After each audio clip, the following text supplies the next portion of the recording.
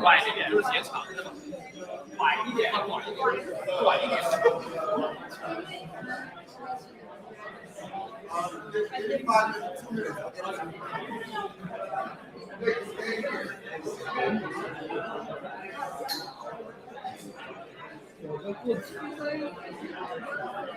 那我们就直接录这个收音了。他在找吗？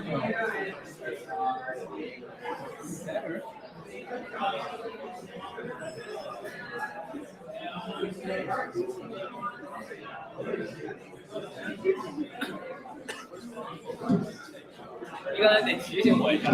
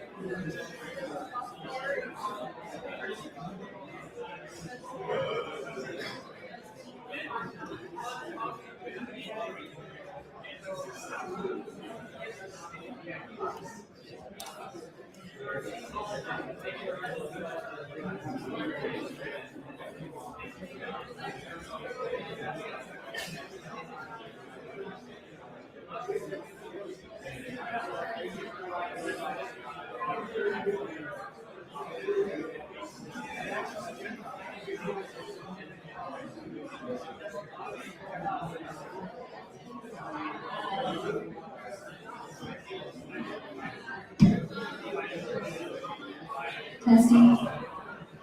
One last call. Please take a moment and scan the QR code on the screen and join FinChip.ai's Discord group. So we are regularly giving away free tickets to all the major AI conferences and all the paid events. Please join the Discord group and stay connected. Thank you. Our event will get started in 5 minutes.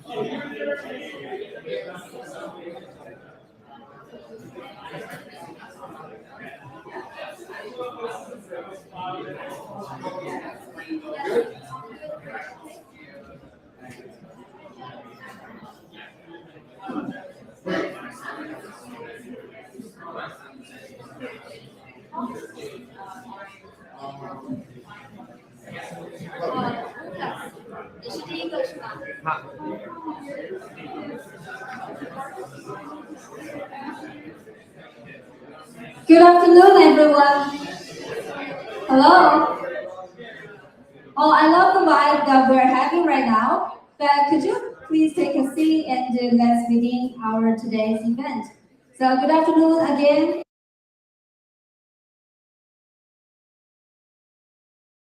AI in action. The timing is interesting. While the World Cup is taking over global attention, we're also seeing how much AI has moved into the real operating layer for major events. From AI supported officiating and player analytics to stadium operations, fan experiences, and sponsored technology. So that is a useful analogy for today's conversation.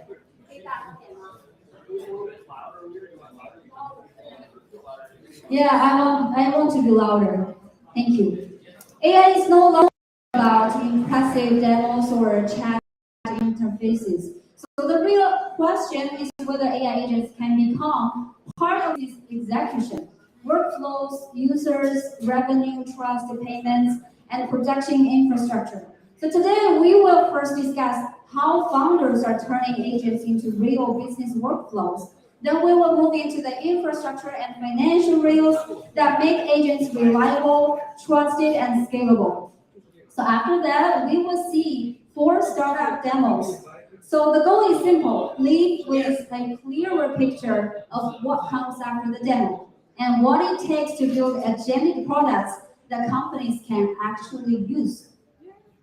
So now let's begin our first session, first panel. Throughout the past year, we've seen incredible AI demos, but building a great demo is very different from building a business. So our first discussion focuses on a simple but important question. What does it take to turn an AI agent into a reliable, monetizable execution layer inside a real company? So we'll explore deployment, workflow integration, enterprise adoption, go-to-market strategies, and what founders have learned from taking AI agents into production.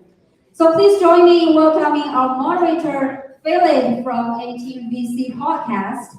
They are running their small fund, VC fund, and also a podcast. So please like them on social media. And also our panelist, Adam Tai from Numix.ai, Evan from Talok Capital, and Zhiling Wang from Metix.ai, and Michael from Linkable. Also, Michael, thank you, Michael, for providing the venue today. And Akashi from the Agentic.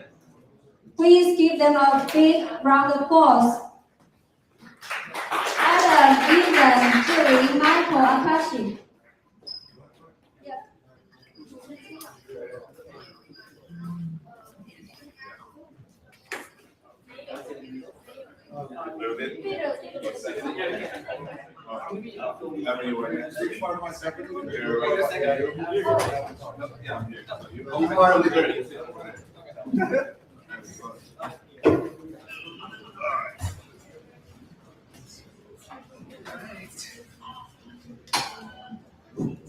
Test. Okay. So here we go. All right. Yeah, I think we can start our first panel today. So our topic here will be the AI agents in the real world, where the business executes. So we will first give a brief introduction to our guest here today. First, from the side, Adam Tai, who is the founder of Numix.ai. They are building an AI-powered accounting platform where basically you can use it to help you do the bookkeeping, the tax filing, do the tax credits, and all the stuff that a CFO would do to help your startup get everything done. And also we have Evan Fuller, who is the founder and GP of Talok Capital. He has previously been a law attorney and then turned into an early stage VC, and he has invested in superintelligence as well as sustainability. And one thing they emphasize, I think, is creativity, consciousness, and culture.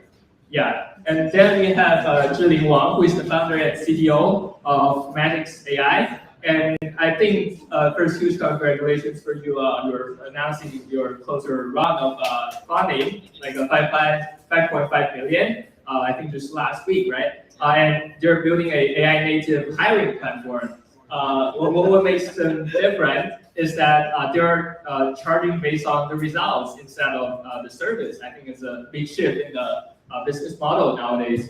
And then we have Akash, who is the founder of the Agentic, which is the applied AI research company building the infrastructure for production-ready agents. And I think we previously had Michael here. Yeah, and I'm Nicholas. I am working at Linkable with Michael. I'm the head engineer of Linkable. Yeah, thank you for your introduction. And a little bit about me. I'm currently a student at USC. We are running our own podcast. We are featuring student founders, young founders at their earliest stage, and also investors who are willing to invest in these young minds. And we try to become earliest signals to identify these high potential founders and also document their journey from day one to their success. And again, welcome all of our guests for joining us today. And the topic we have for this panel is actually, we're hearing agents a lot. There's been a buzzword, there's been a hype around it, but I think there's one critical thing that makes building the agent demo now is pretty easy. However, building an agent business that actually generates revenue is hard. I think the technology part is relatively easy right now, but how to identify the problem and identify the customers who actually are willing to pay, and how do you generate enough value so that the customers are willing to basically pay for your service or pay for your outcome. And as I mentioned earlier, there was a shift in the business model. People want to pay for the outcome instead of just paying for the service, paying for the seats. And we will have the discussion on all of these parts. And I think we have a pretty good panelists here today. They are builders who are doing their own business. We also have investors and community builders who have observed this agent can, like in a very close seat. And we can first start it with our general questions. Like we invite each of you to give your own answer. The first is just give a brief introduction of yourself, who you are, what you are building, and yeah. Thank you. And first of all, I want to shout out to Akash, which is also came in last minute, but a fantastic platform, Agentic platform. So maybe I'm going to do the reverse route. Let Akash do your self-introductions, if you may, and then we'll translate this way. I think I'm getting blocked here, so I'll stand up and speak. So hi, I'm Akash. I'm a 4-time founder. Everybody hears me okay? Okay. Yeah, hi, I'm Akash. I'm a 4-time founder, old man in the room here. I currently run 2 AI companies. One is Vertical AI Incubator, where we work with more than 110 founders to build AI products in moderate to difficult domains, like life sciences, nuclear energy, not the simpler problems, but the slightly harder problems. And as of today, we've got about half of these systems in production. So it's been an interesting journey building agents. And also I run a company called Sanskritik, which is actually a reasoning technology that we built, which is kind of replacing reinforcement learning in large language models. Because RL works for stuff like coding, but RL doesn't work for real world problems in finance, law, life sciences, and that's what the reasoning technology is about. So that's a quick introduction to me. Hi, I'm Nicholas. Good to meet you all. A couple of the problems I am particularly interested in are workflow cost regression, whereas for a given workflow, maybe you have a certain number of agents with their skill configurations for their individual part of the workflow, and just off of all the models we have, with new models coming out every day and engineers developing new skills every day, is how do you identify the best package to do a unit of work for the lowest possible cost? Because when costs are lower, that's how you scale, and that's what the future is. Hi, hi, this is Jerry. You call me Jerry or Zhilin Wen. I'm the co-founder and CTO of Metix.ai. We just rebranded. Before we called OpenJobs.ai, but we cannot get a domain, so we rebranded. Our business started from Asia, from Singapore, Hong Kong, and now we are new in town. We started our first office just yesterday in San Francisco. We are building an end-to-end AI recruiter. It's like as a founder or as a hiring manager, you do not have to hire a real HR to do your hiring part. You just like use our agent to do. For example, you can just give job descriptions or requirements, and then our agent will automatically search, matching, and screening, and do the outreach and interview booking. You just show up in the interview, and you do the rest of the evaluation. And the candidates will just like the position will be filled. So this platform can reduce your hiring cost and your time cost automatically. And I think right now we have served more than thousands of professional teams and recruiters globally. But today I'm very happy to be here to introduce our product. Yeah, thank you. Sorry. I'm Evan. I like the truth, and I like creativity and art, and I really like movies and books, and I'm non-technical, but I'm a lawyer. I guess that's the version of technical. Yeah, so I run this firm, Talok Capital. It's close to 2 years old. I think startups are all about the kind of interplay between technology and commercialization. I am not the best at technology. I'm not a developer, but I'm pretty good at commercialization. And yeah, we have a lot of different intersecting theses at the firm. But I think one might be that the saying "software is eating the world" is toxic. I don't think it's a nice way to talk about anything. When we say we want to eat the rich, people hate that, but when we say software eats the world, somehow that's okay. I think the proper relationship between software, technology, and humanity is symbiotic, not parasitic. So the firm is devoted to human flourishing, and as our host said, Philip said, creativity, consciousness, and culture. There's kind of a crisis where this is the most powerful technology we've seen yet. And yet, most of the world is scared of it and doesn't really want to use it and doesn't trust Silicon Valley. So we're trying to kind of, from the ground up, build a firm from first principles, if you will, with ethics and something that people can trust and like and that is inclusive to not only everyone in kind of the Bay Area, but potentially everyone in America and the world. And yeah, we are some of the focus areas we're like looking closely at now are a brain-computer interface, a consumer software, enterprise software, fintech. I think it's like one of the best times ever to build a company, to start a company. You're not too late if you're starting now. You're not too late if you're like starting to invest now. So yeah, and on the truth point, I think the only way to kind of arrive at the truth is with groups of people with different kind of varying inputs. So happy to be here. It seems like we have like a broad array of opinions and expertise. So yeah, thanks. Back to the truth point. What's the normal check size for investment? Oh, okay. Yeah. So we're raising fund 2. So we're writing very small checks to participate and back exceptional founders. We can't invest in everyone. No, it's kind of like you can't like date everyone in the world. It's just a fact. It's math.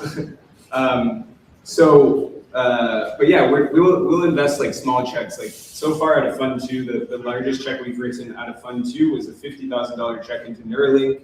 But the way we invest is we'll pretend like we're the biggest investor in your cap table and we'll support you anyways. But the goal, once we've raised this full fund, is to write 250K checks. It's we'll go first check if we need to. We don't really care. Super. Thanks for the intro.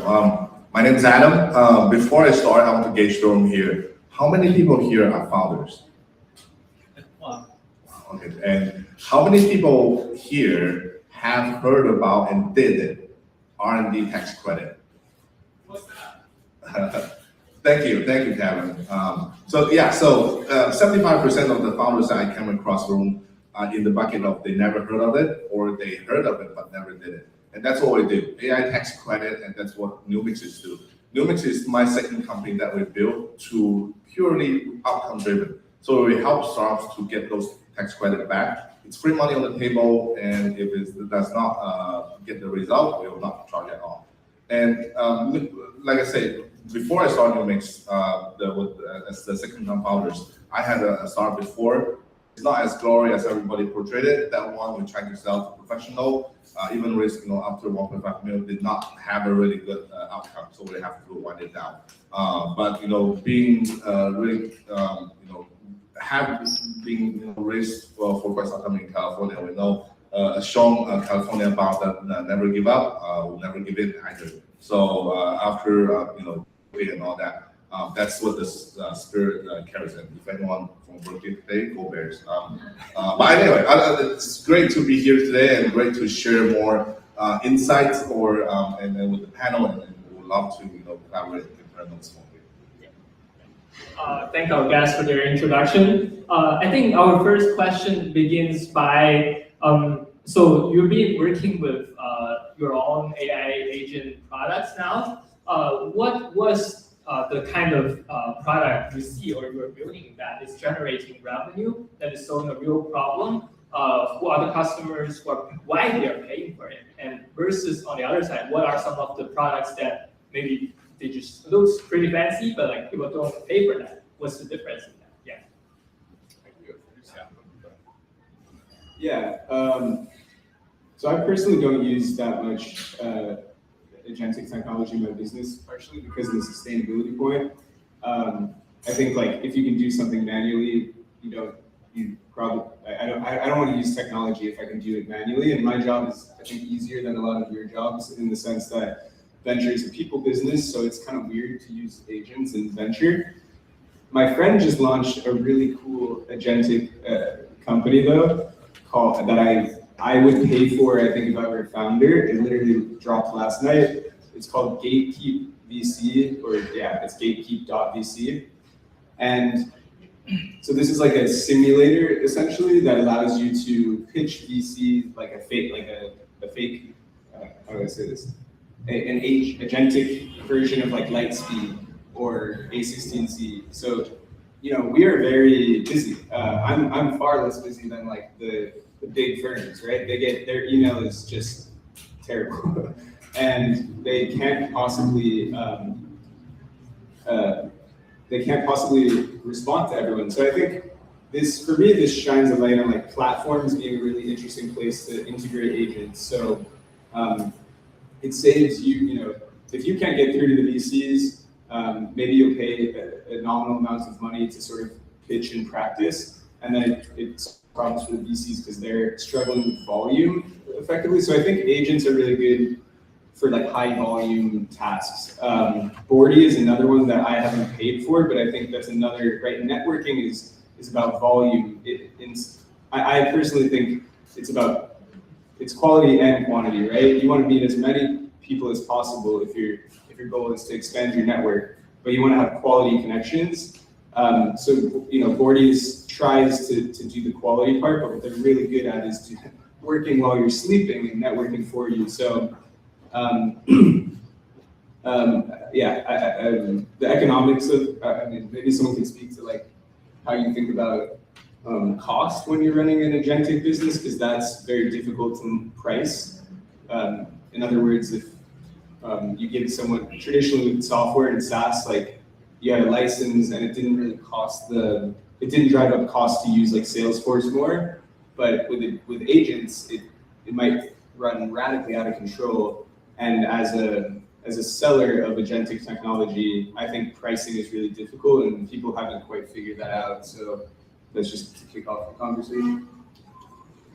One thing I could add to that, to figuring out what the costs of these businesses are, I need to look to a business one of my friends ran recently where he was trying to generate commemorative America 250 portraits for people on Facebook, where, hey, here it's you behind an animated American flag, and he was running like all the different video models from Midjourney up to Cdance, but to click through and to convert sales on the browser, you need to give them, they get to put their image in and get a preview image that costs maybe, I can remember if he landed on like 12 cents or like 60 cents, but it's really, as running when you run the business and you have these online sales funnels, you have to like look at click through, and you have to just track your model costs, whether it's like image diffusers or just like LLMs. You really need to run trial runs, where it's like, okay, yes, he would do like a free preview of a single image before passing it to the video diffuser, which the video diffuser was the heaviest part of his cost for this particular business model. It is really just like knowing how to price that, where you can afford to give away these little bits of free product sample just to show that what you have is valuable, but then still not having that run you out of business as you're scaling. Costco does that really well. Free samples. Yeah, Costco free samples. That's the example we all know. Yeah, you got or Amazon do like lost. Yeah, but just as we go forward, I think you have to have a little bit of money to experiment with, and then figure out, okay, you're just be willing to update the cost of your product to incorporate all the costs of the workflows as you run them. So in our case, basically, I think my insights come from the incubator we run. So I said we work with more than 110 founders today, but roughly half of them are in production with the product. What we're seeing is that there are three kinds of broad opportunities forming in the agentic world. I don't say agents, I say agentic, because a lot of it is just not around automation. So what you build is either focused on automation or what I call amplification, and I'll give examples, or where you're looking at an industry transformation. I'll give examples. So automation is where largely everybody's focused right now. I built an AI SDR which can send thousands of emails, automatically reach your CRM. Unfortunately, what we're seeing that's a race to zero. That's not been giving the value that customers expect. And those kind of products are commoditizing the fastest.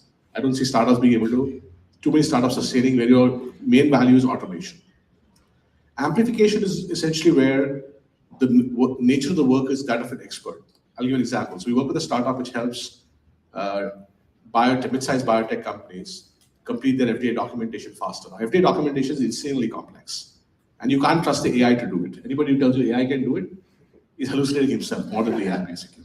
In this case, the real challenge is that there are people who work on medical writers, and most medical writers are now in their 40s, 50s, and 60s because most of the younger generation doesn't want to do that work.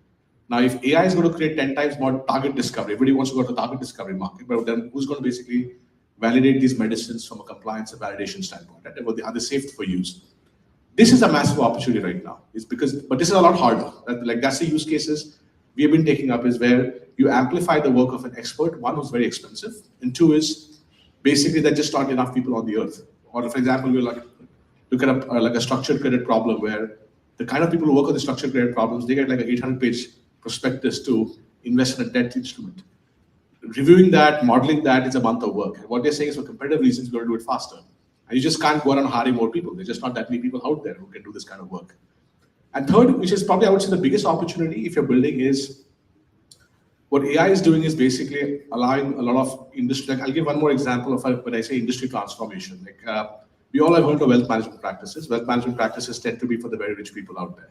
So we worked with this kind of company who's building is a wealth management firm, but using AI to only target Indians who are rich, who got family back in India, and they made money here, and there are many of them.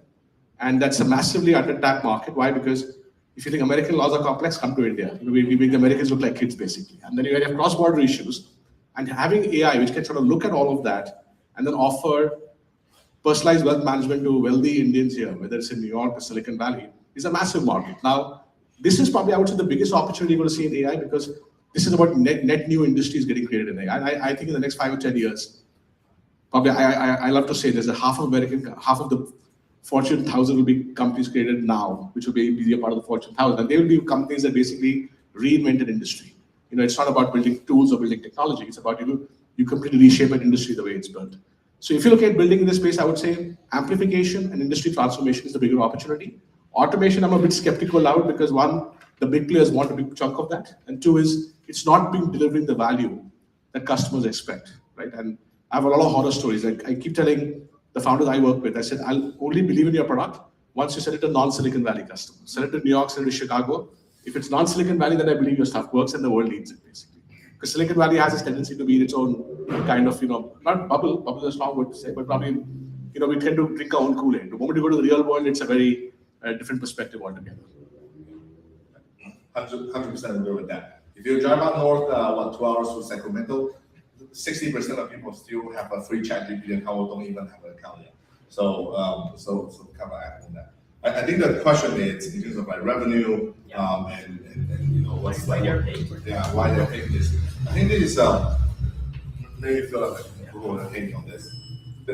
Anyone here heard about founder-led sales? Anyone here? Founder-led sales. Founder-led sales. Yeah. Founder-led sales. So I think the point is that for founder-led sales, or if we're talking about revenue, the ultimate goal is money in the bank. That should be the ultimate goal. Is it money in the bank? If it's not in the bank, that the sales are not going to do. If we think about that on the revenue side, right now there's so many people that can whip up a product over a weekend with a cup of joe. So it's really hard to say who is better or like which product you like, because you can literally just copy it. Maybe only 60% of what they like, but obviously that's for the back-end topic. But it comes back to the sales part or the revenue part. Can you actually sell something without even building the product yet? I think that's even more important. Like a lot of people and founders in general have a hard time, including myself in my previous talk, I don't believe that I have to build a product before I can sell it. But it's actually not true. Right now, even with us, 40% MOM, well, we have a product now, but before we hop on the first 40 logos, we did not write even a single line of code, 0. And the reason is that we have to prove that the idea works so much that we don't even build a product that we're able to sell it. And that's all we did. And I think for revenue perspective, regarding as a product, like even if you see like SpaceX or XAI doing really good, are you going to copy them? No, you're not going to do that, right? You're going to do something wise within a domain that you know that you can really, and you can outweigh everybody, outsmart everybody. That's your unfair advantage, and then you just go do it. And I think do it in the way that's smart. Again, money in the bank. Is money in the bank? If it's not in the bank, that does not count. So.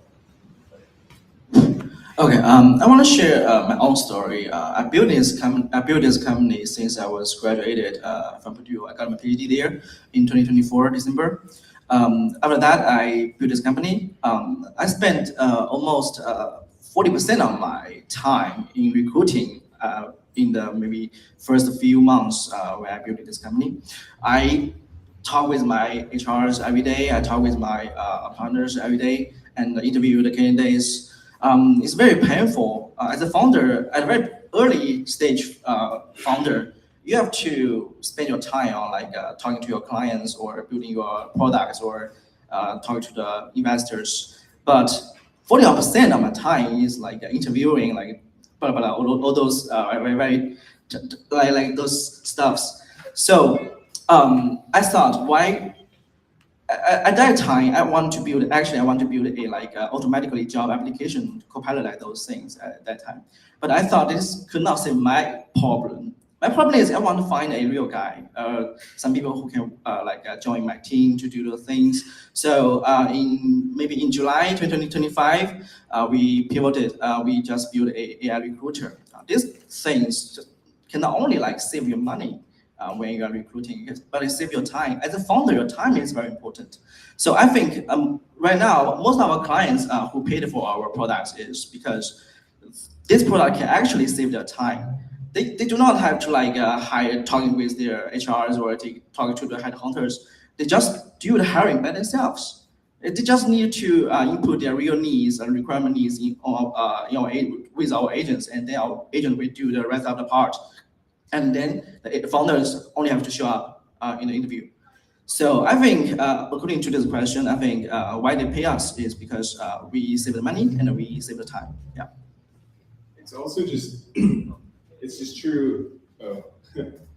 It's like timeless startup thing. It's like, what is the most important problem that people are going to pay for valuable things? It doesn't matter if it's technology, if it's food, and it's really valuable food, it makes them feel good. Or I buy this water because it's, I try to drink out of glass because I don't like microplastics and I'll pay more. So, recruiting in an era where when there's technological disruption and it's hard for Gen Z to get a job is a great place to build a company. So in some ways it's like, maybe there are some changes in dynamics and pricing and things. I thought the amplification and that was really insightful, but at the end of the day, it's like, what are the biggest problems in society that we're facing right now? People are going to pay, period. Definitely, and now we're going to have some more tailored questions to each of our guests. So first for Adam, you're building Numix, which is basically you are helping the founders to fix their financial statements or whatever tax filing things. And I think one largest concern people would have in this direction is how reliable your product is. Because if there is a mistake, then it can be like an auditing risk, which is super important in your area. So how do you build up the trust with customers, and also how do you make sure that your product is reliable enough so that they can deliver the results that every founder can trust? Yeah, I can answer that question. So thank you for that question. So like at the beginning, I have said, we outcome as a software. So meaning we inherit the liability, we have to put our signatures on top. For the customers that coming to us, for us AI tax credit, most of them only ask two questions: how much I can get on tax credit, and how soon can I get on that? That's the only two questions that they ask most of the time, and that they care. On the under the surface level, obviously not everything it's extremely seamless and all that, and that's what we spend most of the time building. We're able to achieve 97% of automations and 99% of completeness, but still that 3% and 1%, it's still detrimental if we make something wrong, and that's why we have to always have human in the loop. Make sure that we take on the liability, we take on the responsibility, and at the end of the day, founders who have users are truly they did not even notice that they have users. I think Metix example. So Metix is one of our customers. They do not even notice that they're using Numix. Then that's how we work. Then that's how it should work. as our customer, you should go out and build your product, get your customers, worry about your cap, worry about your fundraising journey. You should not worry about all these mundane things, and that's what we do. Yeah, and another question, as you mentioned repeatedly, that you are selling for outcomes instead of selling for service or selling for seats. How do you determine what kind of how do you measure the outcome in a quantifiable way that the founders can pay you? Well, it's very easy. So tax credit, again, it's 10% of what you spent last year. So if you don't get that money back, we don't charge you at all. So as simple as that. That's pretty awesome. And then we have a question for Evan. So basically, you've been attorney before, you've been also now a VC. You have listening to all these pitches about maybe agents. There's a lot of companies doing agents there. Then what do you think that makes a company that would be a durable business that makes maybe instead of maybe a short-term business, maybe just six months window versus one at least that can survive maybe 2 to 5 years down the road in the agentic era? What kind of agent company are you looking for in that direction?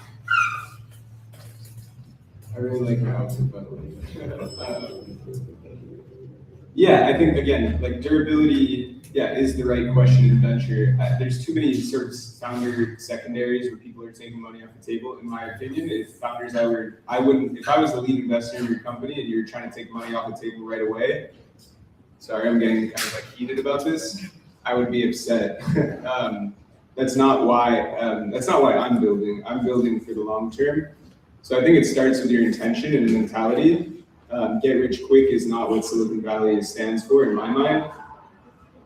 And if you believe in abundance, then I don't think you need to get rich quick. So,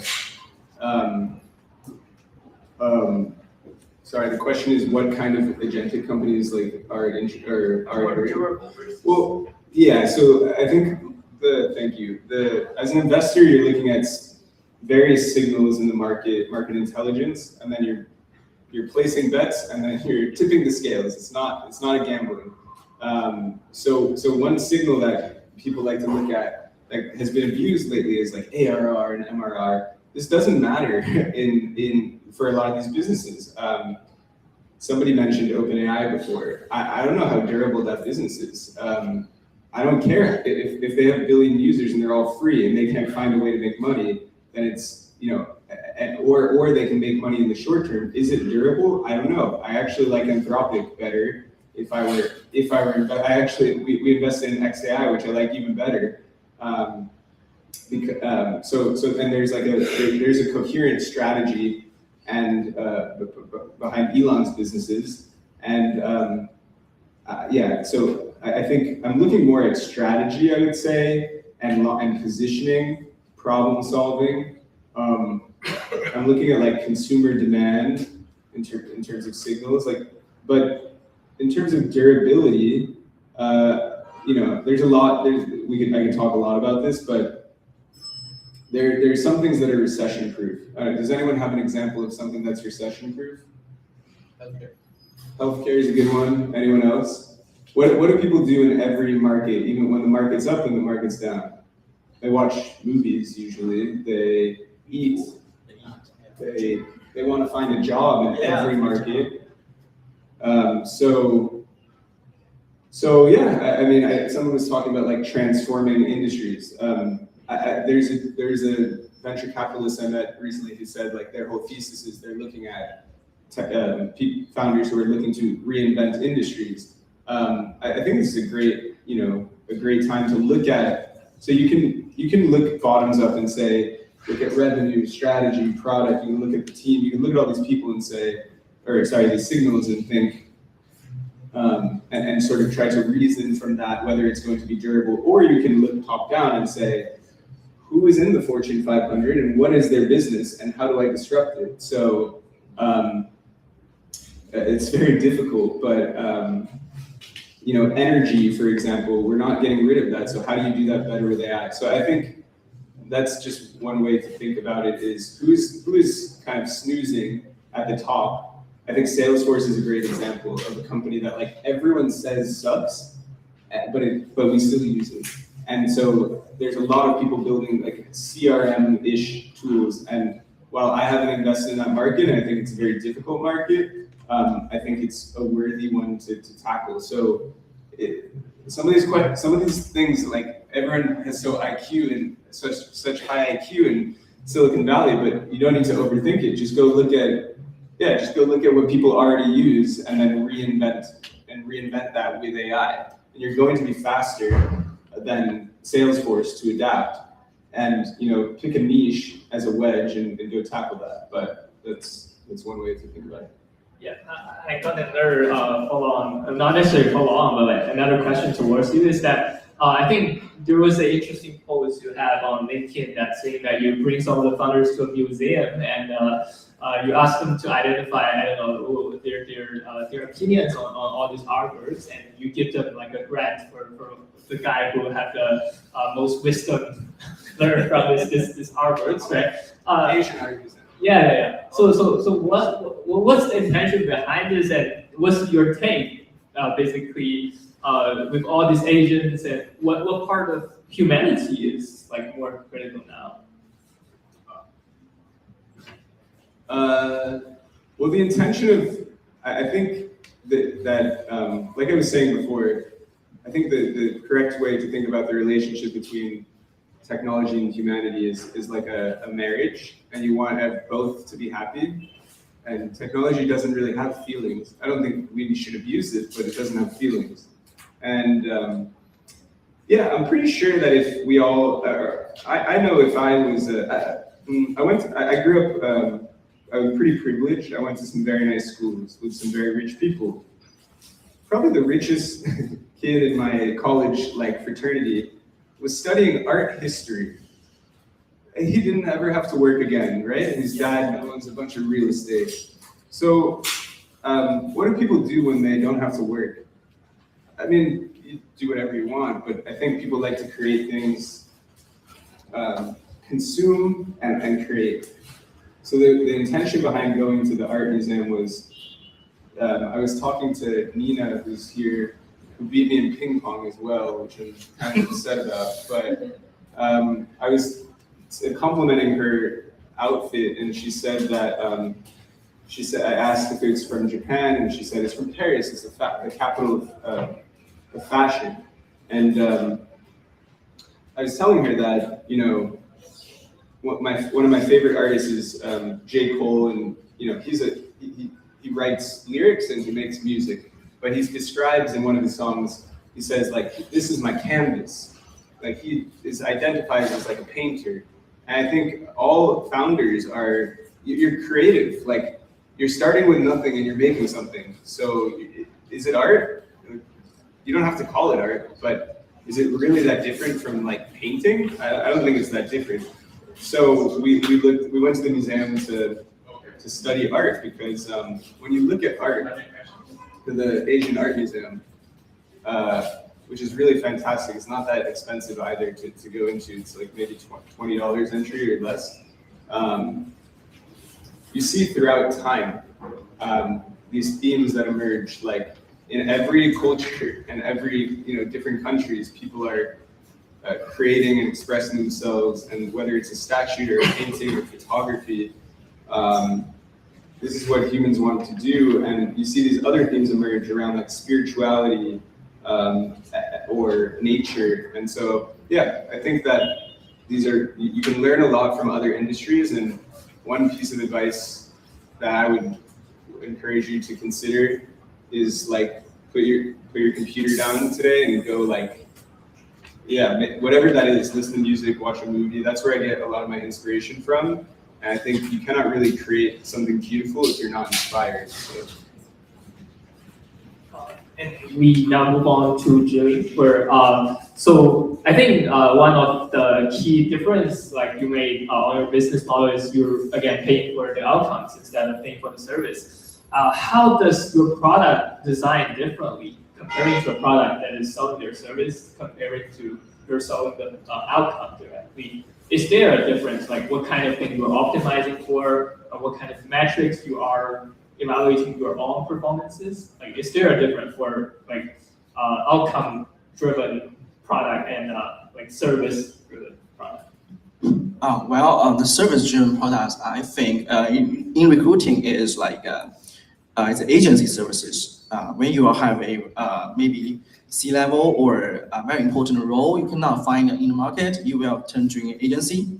This agency will use all he can do it, for example, LinkedIn or his personal networking to find this guy. But he will charge maybe you more than 20% of his fees based on the salary, the base salary. But our difference is that we are not selling a real result. I mean, we are not guaranteed that you can hire this guy or you can this position can 100% be filled, because nobody can do this right now for AI. But our goal is to ensure this a founder or a hiring manager or a professional recruiter using our product, you can really find some guy who are willing to interview with you. Compare with the other products like LinkedIn or other recruiting SaaS or other AI products. Our goal is just to automate the previous part of recruiting, for example, intense qualification and sourcing, matching, outreach, and interview booking. All those things, these things are very standardized. You can just using AI to do this. As a founder, as a recruiter, you just focusing on the most important part. So our results-driven goal is just to ensure that this guy can show up. Yeah, we will only charge when this guy show up and this guy meets your basic requirements. We are taking your interview. Yeah. Interesting. And I think there was still a human in the loop in your whole process, right? Is that a design that you will keep in the longer run, or is it just a bottleneck? You may want to replace that with the autonomous agent in the future? Well, very good question. Actually, at the very beginning, I hate the definition or the term of human in the loop because our agent is very automatically things. It's just like a box. You don't know what happened inside it. And you just define a role. For example, you tell us what kind of title you want, the years of work experience, and the education background or the skills you need. And then our agent will run automatically, do the searching, sourcing, matching, and contact, outreach. But users does not know what happened inside. So just 2 months ago, we just thought that maybe we should open this box. So we use the human in the loop, this concept. So our users can operate during the process. For example, you can choose what kind of person he wants to interview, what kind of person he wants to do the outreach, and also modify the searching or sourcing criteria. So in the future, I think I like this. I like both this kind of two modes, like a black box or human in the loop. I think in the future, but this future could be maybe years or at least 1 year.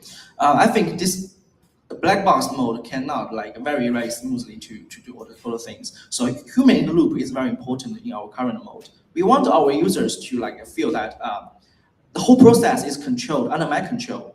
I can stop anytime. I can choose what kind of person I want to meet, I want to interview. So your question is the human loop. I think it's important. So in the future, we'll keep it. Yeah. Yeah. Thank you. And now we move on to Nicholas. And from my understanding, Linkable was building a community initially for local businesses, artists, and also communities. I think this group of populations are kind of far away from all this agentic hype there. How do you see kind of this agent technology can help them in a certain way? And do you think they are kind of underserved in this way? I think there is definitely a challenge in communicating value. And it's how, you can type a ChatGPT as Google and get questions back. That's a first use case. Other use cases might be, hey, let's design you a website. Talk about if you have a personal art practice, which you want to showcase people, upload some photos, talk to the agent about your style and your values, and boom, okay, here we have a portfolio website for you. And I think for these kinds of people, it really is having something that you can showcase the value. And then, you don't have to, you can work with any kinds of agents. I've been really enjoying working with the Iron Claw agent recently with Near Protocol. I think in the future is going to provide a lot of utility, being able to host an agent online that's in a secure environment, so you can really scale that service in a secure way. Yeah, and one comment on that is we in talking to some friends who are also building their side project or side business. They basically use their agents to make cold emails to all these local businesses. They said, I see your website is pretty poor design. I can help you design that for $100 or even cheaper. And they just cold email everybody you can find on the internet. And I think it's building his own side business. I think it's actually a cool side project. Yeah, and I think in terms of the local community side, do you find any interesting product, or do you see what's their major local business? What's their major pain point that maybe the agents can help in a certain way? I think it really is right now. So we're talking about enhancing existing businesses and workflows. It's like that where you look at the existing things they need to do to operate as a business, to have a digital presence, to have an online ordering workflow, and just using agents to reduce the amount of time, the amount of time that they have to interface with these systems. And in an agentic economy, which requires more oversight, is not one in which AI is providing value. And we need to still have a human in the loop, but not spend too much time supervising what they're doing. Yeah, and I think we move on to Akash. So from my understanding, what you're building is a operating system that decouples reasoning from the models. And I think one thing, accuracy and traceability, or or you call it transparency, is super accountability. Basically, it's super important, especially in these areas you are focusing on this highly regulated domain. For example, biotech, fintech, compliance, healthcare, and how actually how to help them make the product that's traceable, that's reliable, and yeah, because the one common question we are repeatedly hear is that some of because AI agents are non-deterministic, right? The models give you non-deterministic outcomes each time. So, but in these areas, I think they're actually super important that you have some kind of deterministic results. How are you helping to solve that problem? Is that the problem you're helping to tackle? It's a pretty good question. I'll probably answer it a couple of ways. So what happens is the kind of use cases where we're applying this technology to it grew out of a necessity, because we were working on building these products in the incubator. A lot of customers' installations were failing. Not because customers didn't like the value, but the hallucination of the AI was so high. And every customer told us that, look, I'm a medical writer. I have an intern working with me, and the intern makes mistakes. But I have some way of figuring out that this person has made a mistake. Okay, with AI, it confidently hallucinates and almost convinces you that it's not made a mistake, right? And so the idea was of building a new reasoning technology was that. Secondly, one thing we also discovered today is that a lot of people who work in highly paid professions, say I'm a biotech attorney, if I'm a good biotech attorney, I'll be making multi-million dollars. A biotech attorney, okay, because a biotech attorney has to basically look at so many different domains where they reason, right? It's life sciences, patent laws, FDA regulations. That kind of talent is very hard to come by. One thing, if you've ever noticed, how do you think the frontier models improve their reasoning? They take your prompts. They take your prompts, look at answer, and when you tell the model you did this wrong, so they don't train on your data. They just train on how you're asking questions. Now, when we explained this to quite a few people who are what we call experts, they said, look, I don't want to outsource. I don't want to teach 20 years of experience and intelligence so that a model replaces me with a $200 subscription, basically. So the idea of building a reasoning technology also was, and that became probably more of the driving factor, was how do you allow customers to not only privately run this thing, but they say, look, we want the model to reason the way we reason. So you're more controlling, because not two humans don't reason the same way. That's what makes us unique, right? And so it's not only an issue of now less hallucination. Hallucination is one part, but also how do you have much more control in the reasoning process? And how do you also present the reasoning in a way where, as an expert, let's say I'm a person working in structured credit, if I've had the AI basically create an initial investment memo, I need to understand how did it do it, right? I'm not going to make a $100 million decision just because the AI said something, right? So that's why when I mentioned the whole amplification part, the more interesting thing we're seeing is we have tons of expert professions, most expert professions, and that's where I'm seeing this whole amplification part, where there's tons of money to be made, and the aspect of what I mentioned, industry transformation. Because I gave this example of wealth management for wealthy Indians. Now, there's so many complex laws, you need an AI to help you. A human being can't do it. But yes, I don't think the AI is getting there anytime soon. And even if it gets to a point where, quote unquote, vendors say it's zero hallucination, most professionals who work in this space will still not trust the AI. And the reality with AI is, don't look at benchmarks. Don't look at benchmarks. Reality is, like we put out a benchmark for for a data set where we find most AI gets horrible accuracy. Why? Because most AI is built for like this approach of like math and coding, where you reason step by step. You don't reason. Real world reasoning is fundamentally messy. We don't reason step by step. We reason through debates, brainstorms, right? So there's a reason for this, and I'll just take a minute more to answer to add to this. Other than consumer use, which profession is generating the most revenue for AI? Anybody wants to take a guess? Other than consumer use. Yeah. And enterprise is not. No, I'm talking professional enterprise. Yeah. Within Enterprise or like a business use. What do you think is the one thing which is more than 90% of the revenue for the AI companies? When I read this, I was shocked basically. More than 92% of the revenue that the frontier models or the agent companies are make from is agentic coding. Why? Because the coding is the only thing we trust. I talked to lawyers and they said, don't quote me, but I had a lawyer of a very large law firm said, we use one of the largest law firm products out there. Again, I don't want to basically name a competitor, but he said, I just use it to draft a board consent. I said, drafting a board consent is a $20 ChatGPT subscription. Why do you require a $50,000 piece of lawyer? He says, I don't trust it. I simply don't trust it, basically.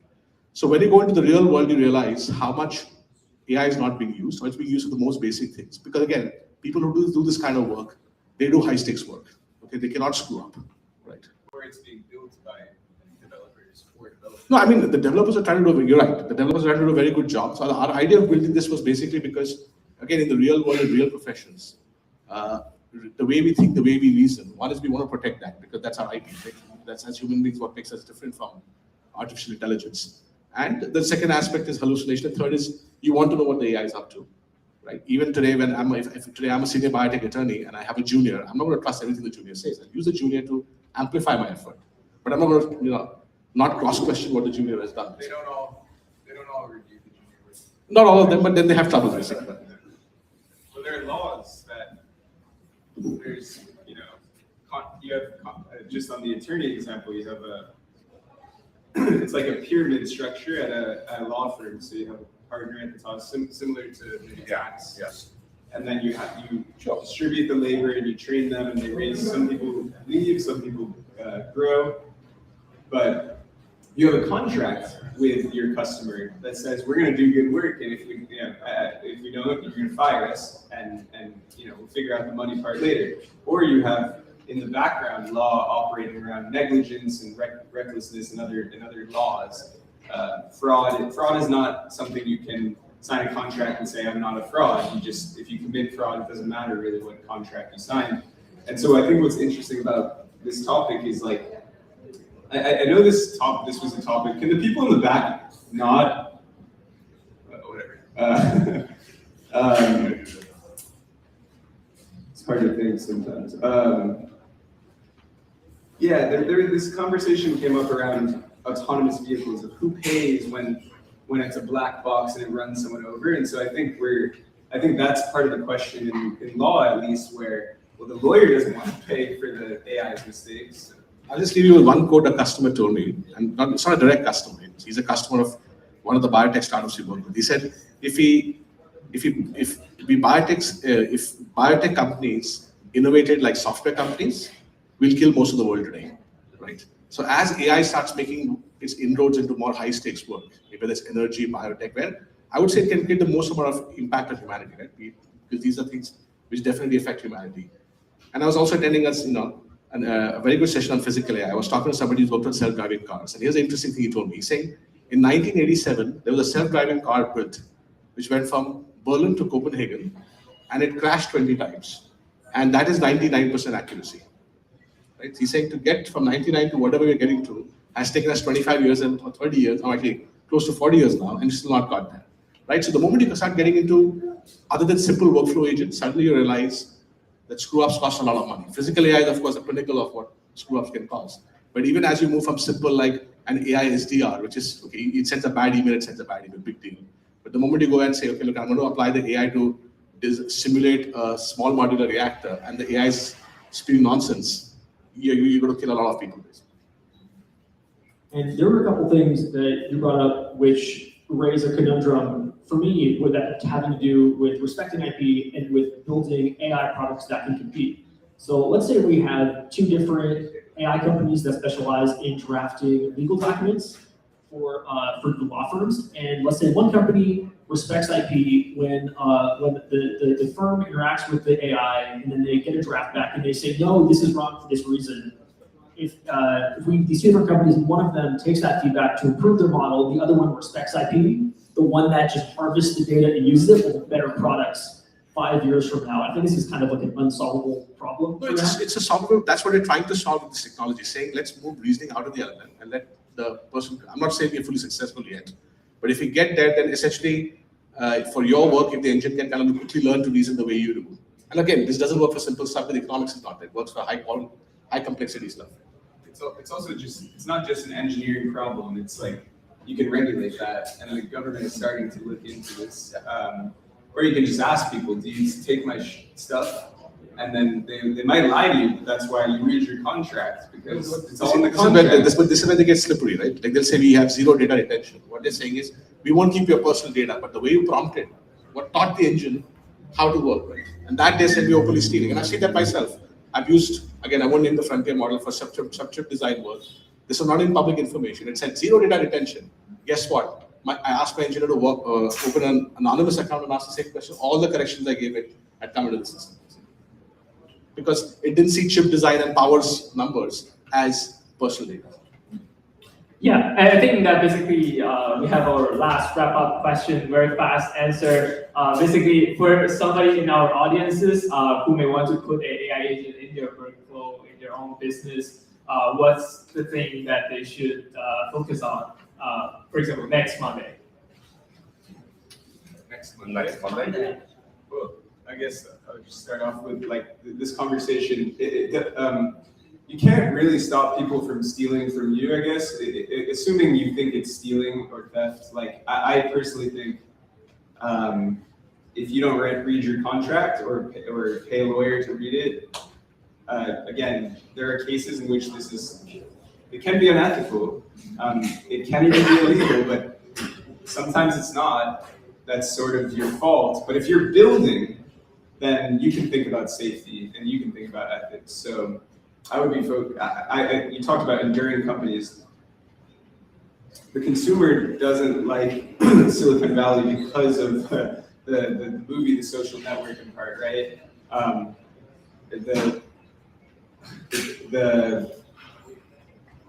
Can the guy in the Nintendo, is that a Nintendo shirt? Why, can you guys go into another room? You're not even listening to me. Can somebody grab them? Why are they talking back there? Can you guys, hey, listen to me. Either stop talking or go in another room, please. It's really disrespectful, thank you. You'll have time to talk later. Why are you here if you're not gonna listen to us? I'll listen to you when you talk to me, so. So safety. Yeah, you control that when you're the artist, when you're the artist and you're the creator. So that's one thing I'd be thinking about. And yeah, so the social network, move fast and break things, right?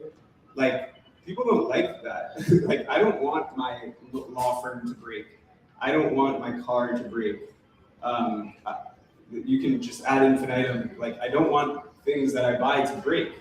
And there are laws that allow you to sue when someone sells you something and it breaks. Not universally, it's very complex. It might be more complex in India, but it is complex. And so if you want to build an enduring company, from day one, I think like people are looking at your product quality, and there's some things like SpaceX where we're like, this is really hard. It's okay if the rocket blows up a couple times, but software, like once I'm an early stage investor, so I have a lot of patience for like buggy software. But at some point, I don't want I don't want my accountant like screwing things up. If it happens like once in certain industries, then I lose trust, and I'll just work with a human. So if you're building something very sensitive, but I would suggest to you that's probably everyone in this room, then I would just like put an emphasis from a technical architecture's point on safety, and then you can put that in your marketing, and you can say, we're the safest. These other guys are going to break your things, and we're safe. And anyway, so yeah. For anybody who is trying to put an agent into your workflow in the immediate term, I would think about like the future of agent-to-agent interactions.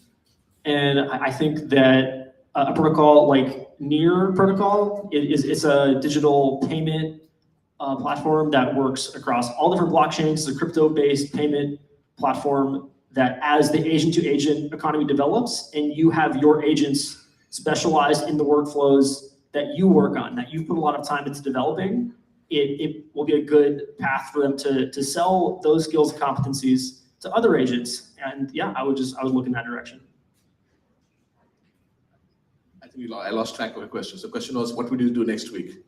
Like Monday. Yeah. Monday, next coming Monday. Monday. Sorry, Monday. Sorry, yes, okay. I can't recommend a tool, but I mentioned this point of industry transformation or industry recreation. One thing which I've actually found AI great to do is sometimes blue sky thinking. So I'm also working on a chip startup myself. It's a passion for the past 20 years. And I had this completely crazy idea of the chip that I can build, can it be used to basically control what we call micro robots, and whether we're able to build the physics for micro robots. And this is stuff where you have to do a lot of reading, you have to kind of do a lot of math. Where I found AI to be really good is that it sort of does that for you. And of course, a lot of it is hallucinated, it's fine. But for, take any industry, anything you're passionate about, and just do any kind of completely crazy blue sky thinking, and you see how interestingly things get, you get sort of derivative benefits which you can't even kind of sometimes, you may not get what you're looking for, but you get something interesting else, which basically throws up interesting opportunities on what you can do in the future with this thing. Yeah. Without shameless plug in our own agents to use on next Monday, I'll say use whatever the agents that. Well, in general, I really respect the humanity and agentic workflow, because at the end of the day, there's a lot of things that goes into the heart and soul of what kind of product that you're building.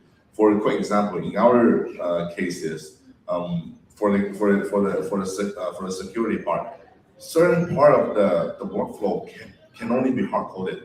You cannot expect AI agents going to do 100% or close to whatever percent that you think, because some of them we cannot have. For example, customer A's informations being answered towards customer B. That will be detrimental. Like, we'll be done. We'll close our shop today. So going back to the topic is that what kind of things that you can implement next Monday? It's actually more sort of like what kind of things that you think it's most priority in terms of what you are building or what you are coming towards. It could be just if you're aiming for fundraising towards August, maybe that's the AI agent that you should look for. If you're thinking about CRM, thinking about customer acquisitions, and those will be different. Or think about building a product, make it to the next level. Maybe you should think about hire someone that really dedicated in the infrastructure setup. But because at the end of the day, AI coding, it's super robust. You can code something super good, but you still need a master that have been through the architecture to really get through the whole thing, make sure the lineup it's correct. So that again, that's a $1 billion questions, and in my opinion, for next Monday per se. But I'll say, try the things that works with you. Line up your priority first. What has to come first, and then you'll figure out what's next. Well, my suggestion is I want to give advice to all the tech background founders just like me. Do not stay in your office or at home. Go to talk with your clients, potential clients. Anyways, I stay at office maybe many months at the very beginning. I don't know what to build. Even though I will talk to some clients online, they will not share with me their real thoughts. If I just talk with them directly in person, I can know what they are exactly doing. If your product is not ready, don't worry, do it manually.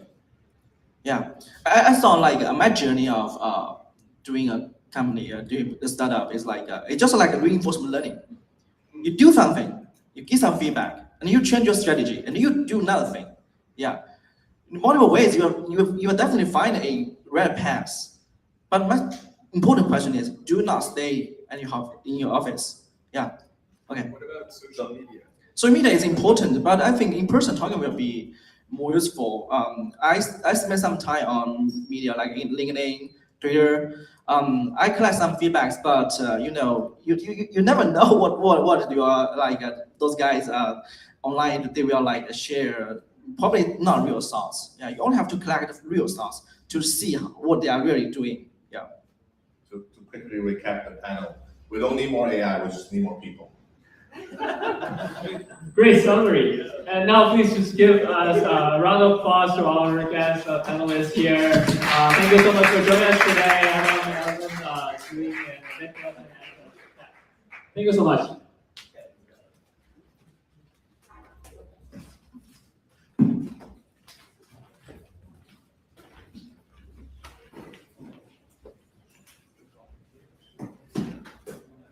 Thank you.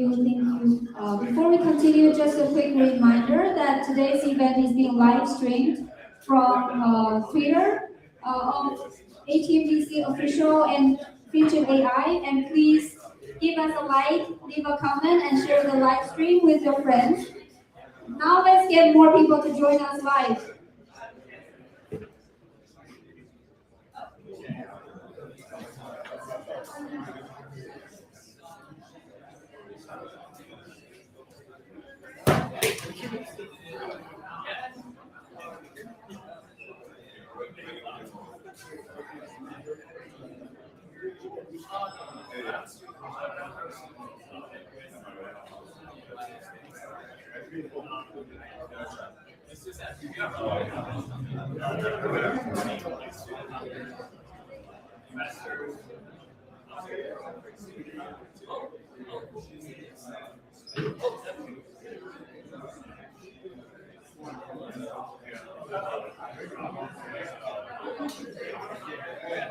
Thank you, everyone. Thank you to all of our panelists from panel 1.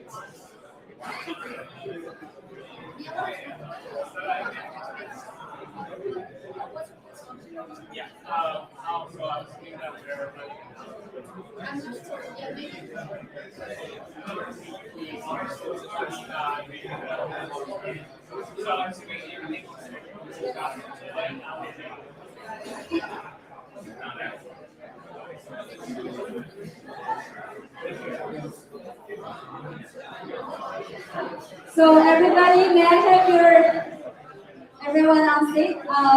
We've just heard how founders are building AI agents that create real business value. We have one more panel coming. There's another question we need to answer. Even the smartest AI agent can't succeed without the right structure behind it. So as agents begin to transact, collaborate, and operate autonomously, they need to reliable identity, payment, security, compliance, and financial rails. So that's exactly what our second panel is about. So now please welcome our moderator, Lucas, and our panel 2 speakers, Lucas Huang. Lucas, can you introduce our panel 2 speakers?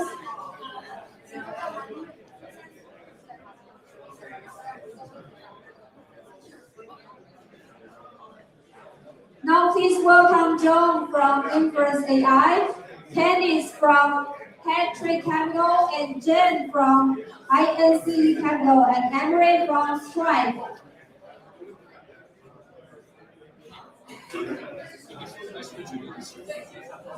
Yeah, get the show going, man. Nice to meet you, Lucas. Being on here and watching the World Cup, so let's get the show going. We can still catch our attention.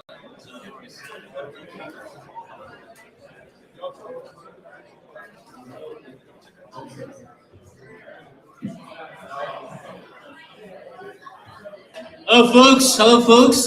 Can we just get back gradually to our seats because we still have a panel coming up? And I was actually gonna tell you guys are the least naughtiest and the quietest batch of audience I've ever moderated, but it doesn't seem like it's the case right now, right?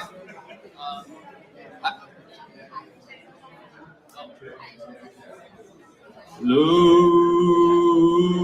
Hey folks, come on! Attention! Can we get back on the seats? We still have ample time for social afterwards. I mean, we could go in the bar and watch the World Cup after this, right?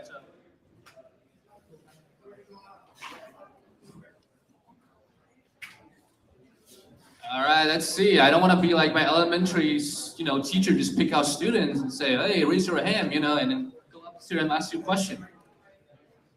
All right. That's the audience. Yes, you guys are the best batch. I'm not saying that because you guys are not. You guys are actually the best. It's not like my elementary teacher just said that, you guys are the best batch of students I've ever taught. Which is not, because we later realized that he said that to every class that he taught. All right, let's get into this. So the first panel actually focused on what it takes for an AI agent to actually execute a business workflow, right? But I want to pick up exactly where the first conversation leaves off. Because once the AI agent can execute, not just answer questions, the real immediate question that comes next is, where does it operate? And how can we control the real consequences, and how does it transact? And ultimately, who do we trust if the real money and real world consequences are involved in this? And we have 4 guests that I would say that are born to this panel today. Why don't you guys do a little brief introduction to our audience, who you are and what you're doing? Sure, thanks for that intro. Appreciate everyone for coming out this afternoon. My name is John. I'm the founder and CEO of Inference.ai. Some of you might have heard of us. We've been around for about 7.5 years or so. We do, as you can tell from our name, everything inference. So if you're, training your own agent, we have an agent deployment platform for you, all free. We don't charge you anything. Just deploy OpenClaw, Hermes, whatever on our server. We don't even charge you for the server.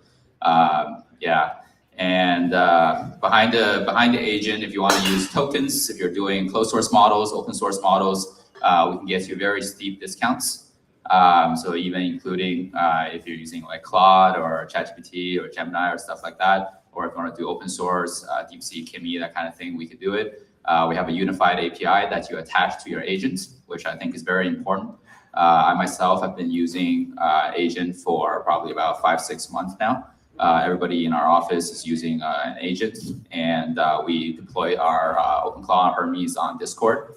And when you deploy it on Discord, you can have many different chats with your agents, and you can configure each chat to use a different model through our API. So there's some simpler tasks that you will probably route to like a cheaper open source, and there are more complicated tasks that you can configure to use a more sophisticated model. Outside of these tokens, if you're creating your own model or training your own model, we have GPUs for you as well. We also have a segment of our business where we do GPU stuff. And we also have a segment of the business where we are teaching people how to use agents. So we have a small course and a community where people join and discuss how to use agents. So thanks. Hi everyone, I'm Zen. I'm a principal at INCE Capital.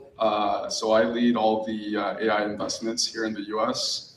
We're a global VC, but typically cover AI native consumer applications at the application layer, all things AI infra, looking at agentic, obviously, and then also robotics.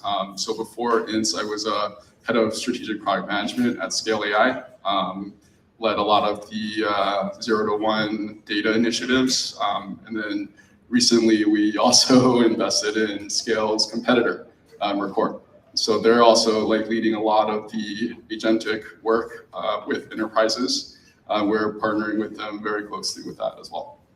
So yeah, looking forward to share what we're seeing from an investor lens. Hello, I'm Candice. I'm from Hatchet Capital. We are in Palo Alto. We are focusing on like a pre-seed and seed. Normally there are two major angles that we are looking at: AI vertical productivity tools, and another strong angle we are heavily investing are robotics, in the including the data and infrastructure regarding robotics. A brief introduction of myself. I was originally a researcher in public finance at the INCE, the International Monetary Fund in Washington, D.C. Moved to Bay Area, became an engineer at Apple for 5 years, and then get a pivot in my career again to leave Apple and became an investor till now. Separately, I'm a huge fan of building personal agents for myself and my work. So I kind of get to understand more about how critical it is for agent behavior for the AI safety layer. This is kind of one of the investment angles that I'm actively looking at. Yeah. Thank you. My name is Emery.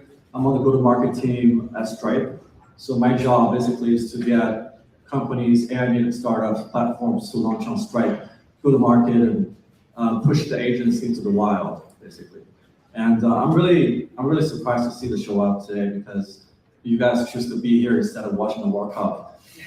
This can only happen in San Francisco, I guess. A little context here: Stripe powers more than 78% of Forbes AI native, like AI startup, Forbes AI 50, right? And last year alone, there's more than 700 AI agent, like agentic startups launched on Stripe. I'm excited for the panel today. So, this is going to be a general question for you all.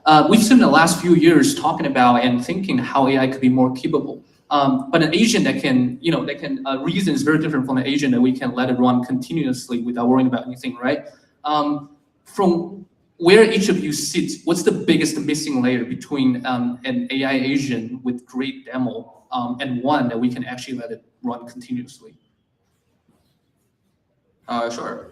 So I guess the question is the part that's missing from an AI demo to a production AI, right? So from where I see it, we've been using agents for a long time. I think the two biggest problems in the industry is number one, cost, and number two, the hallucination problem, right? So cost is actually a huge issue. Agents use way more tokens than if you're chatting with a chatbot, right? Agents trying to compute a bunch of things, it's running loops behind the scene. You have no idea what the agent is doing. If you've used the agent before, you probably know what I'm talking about. I think what I've seen is that because of a lack of classifier models in the market, unified API, what most people usually do is they just fall back on one model. So they go, okay, everything Opus 4.8.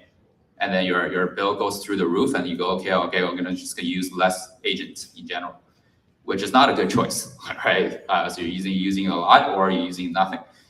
There's a huge middle ground here. You could probably ameliorate that situation by attaching it to a unified API, and you can configure different tasks to use different models. That will help you reduce your cost by a lot, but then that's also like a huge burden on people to then go out and figure out and keep track of all the new models that are coming out and to read benchmarks and to figure out what models are good at what, which is a huge burden, right? Which is why we have the unified API. If you guys are interested, come talk to me after. Also, I was going to introduce our colleague Sona. Can you wave at everyone? Yeah, you guys can find Sona to chat with her after as well.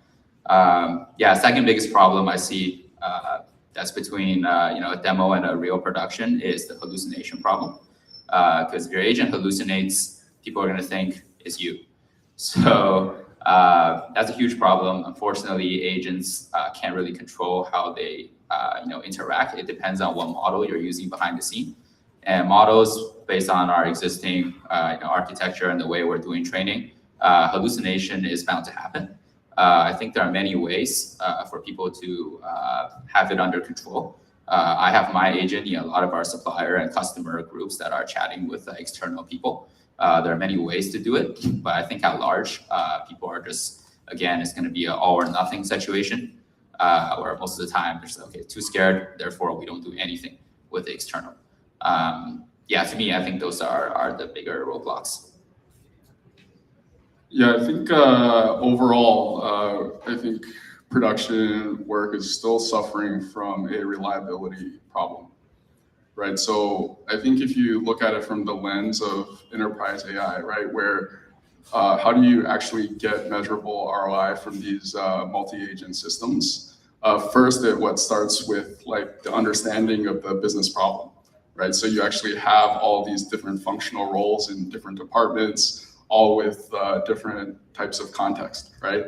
And then from there, once you understand the context, then how do you actually create this reliable system of what could be like multi-agent swarms? And along this entire system, there could be errors that happen throughout, right? And so overall, these types of errors will compound if you don't manage things correctly.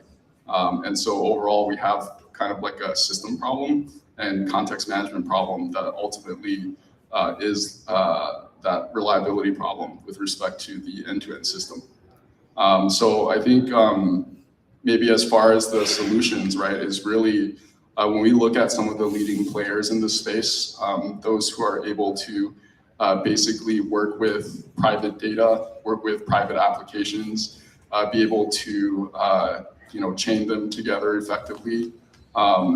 So as we also know, right, like RL environments, as well as like the data that comes with them and the taste that comes with creating these very good reward systems. These are all like key inputs into solving the reliability problem.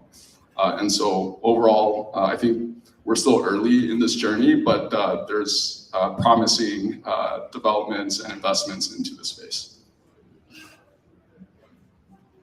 Yes, I echo a lot of what you're saying. I want to add on that is there are several INCEs when I look at demo leading to production. For demo purposes, I think the first INCE it's gonna be able to tackle its capability of agents. Once you put together a demo, that means okay, the agent itself is capable of this task or that. But to move from a one-time demo to production, that there are at least two additional INCEs that I think it's important that are important. These are reliability and auditability. That's what I mean. And because like the first speaker saying, the LM it's like probabilistic based. It's really not 100% guaranteed. So there are a lot of solutions in the market that are trying to tackle the problem. I can share some of my observations. Some of the solutions are trying to add additional layer to separate the agent to any toolings calling, or try to add some of the scope of the methods of the tooling the agent is calling. For example, some of the methods I see is for any written, for any write action or any irrevocable actions that the agent has to surface to human. So the market is aware of that, like the issues for agent, like hallucination or not guarantee 100% of the agent behavior. So moving from production, the two more angles it needs for a strong team to demonstrate is whether the agents consistently delivering the same result, and once the error happen, how soon and how complete it is to be able to audit for the error logs. A demo is like a choreograph, like a movie car chase, right? It's scripted. It's not real. But the real production is chaotic. A lot of things can happen, right? So I think the real bottleneck here is how do agents handle failures, right? So when action is taken and it fails, the agent panics, right? And then just retries 10 times. if this action is payment, guess what? You just charge a customer 10 times. And that's horrible. Ripped my wallet. Exactly. So how do we solve this? So at Stripe, we have this fundamental design called idempotency. I don't know if anybody heard this word before? Idempotency. Oh, you know that? Impressive. 2, 3. Okay, very cool. So what it does is basically, no matter how many retries you do, the transaction only go through once. So you don't end up charging a customer like 10 times the horrible result, right? So that's one of the bottlenecks that we're solving for. That's right. Love it, awesome. And the next question I'm gonna start with John, you actually. So you started Inference.ai on a very concrete problem, right? Trying to getting company access to the right GPUs. But now you're building persistent environment for them to operate reliably. What did you learn along the way that made you realize, compute alone isn't a bottleneck? Compute alone isn't the bottleneck. Well, compute itself is also a bottleneck, but there are also other bottlenecks, right? So generally, like the thesis we have is, going forth, people are definitely going to use more AI. There's no chance we're going to use less agents, less models, less AI. Right? It's not possible. So basically, for us, it's basically about what are some of our own advantages and what are places in this map that we would have an advantage to compete in. And for us, my personal background, I've been in the infrastructure as a service space for like 12, 13 years. Same with my co-founder. We used to build object storage and then database, compute, and all of that stuff. So being in infrastructure is always something that's right up our alley. We back in 2023, we made a decision that inference going forward is going to be the big trend. We bought the domain name Inference.ai, and then we started to carve out a space for ourselves. And going forth, I think we're going to just be building everything related to inference.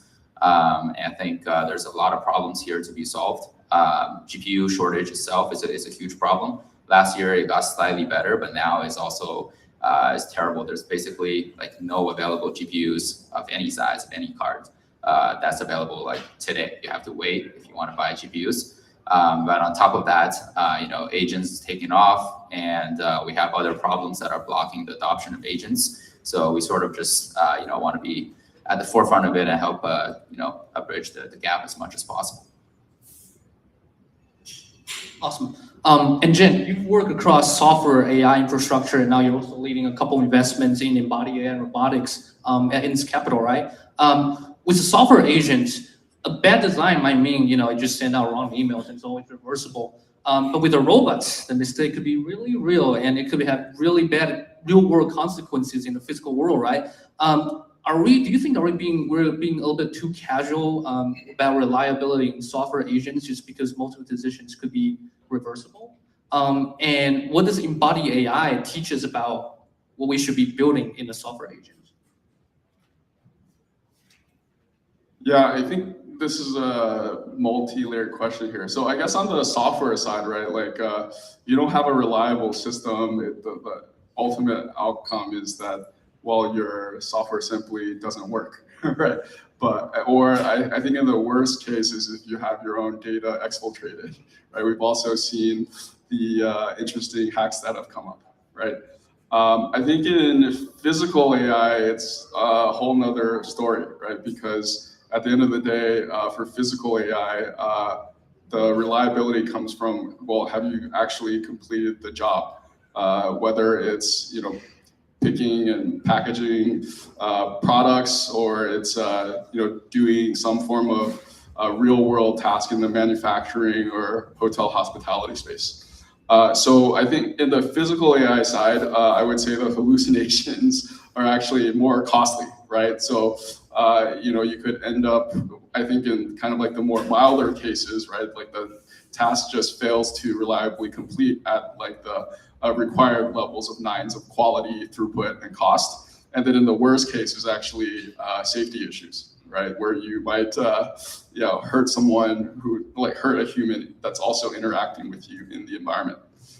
So yeah, I would definitely say, like, as it pertains to physical AI, it's more, the cost of hallucination is generally, in the real world, right? I don't think we can really compare directly around like the business and dollar impacts, but that the dimensions of impact are different.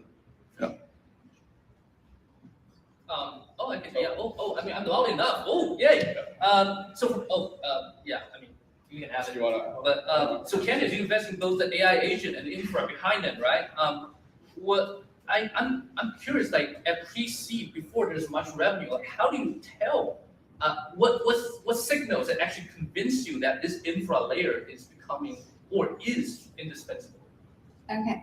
Before I get to answer your question, I actually wanted to argue something that we were just describing about the damage to on the AI software layer and robotics layer. Love the argument there. I actually don't agree. Like the damage on the software layer are smaller than physical AI. The reasoning is I believe the damage happen in the software layer is sometimes silent. Like it's online, so it doesn't cause any physical world immediate change. So it doesn't cause like saying a thing to hit somebody, the agent hit somebody, or robot hit somebody. But say like, especially financial industry, any mistakes agent make can be irrevocable, and it can make people suffer. That's what I would like to argue. Was it kind of the drive behind your investment in, for example, like Respond? Yeah, actually, yes. Respond is one of our portfolio companies. We do believe that software layer, actually starting from this year, what I observed on the AI software layer, AI verticals, productivity tools, because of the progress from the frontier labs, they are kind of struggling to demonstrate the moat of these firms. But I would still argue going down the word equity, your first question, from demoing to productivity, it actually needs a deep know-how and deep evaluation in these domains. Right, and just back to my original question, like how do you tell this infra layer is becoming indispensable, the company you're looking at? For myself, especially for pre-seed, honestly, it's pretty hard to get enough information. And most of the time, the companies we are talking to, they haven't even started have any tractions. And we suffer the problem of limited data. But I would say, myself, I would value the communication with the founders. And also it takes longer for investors to get to know the founder, to understand the background of starting the firm. And the founder, it actually needs us to better evaluate of the founder problem fit. Nice. And a question for Emery. You recently wrote that the AI agents are moving from chatting to actually the purchase decisions, right? But today when I click buy, the system knows that it's me that have the intent of making the purchase decisions. When agent is making the purchase decision on behalf of me, how should a business know that I actually authorize it to do? That's a great question. I think we're now shifting we should shift from blind trust to programmable trust. Okay, what I mean by that is we need to stop treating AI agents like autonomous God and treat them like junior employees. Okay, you don't hire college students and then give him the master login of your corporate bank account from day one, right? And what you do is you issue a corporate SIM card and you set like guardrails. So the employee can only spend on things that you want him to spend on, right? And that's exactly what we need for agents, right? And that's what's happening today. So what exactly is replacing that human click during the transaction? So basically, what we do is we launch. First, we launch this what we call Agentic Commerce Suite, right? Basically, enabling or getting buyers, agents, and all under one unified checkout infra, right? And so enabling the human to make purchase within the agent that it used to discover the product, so the agent can buy on their behalf, spend on their behalf.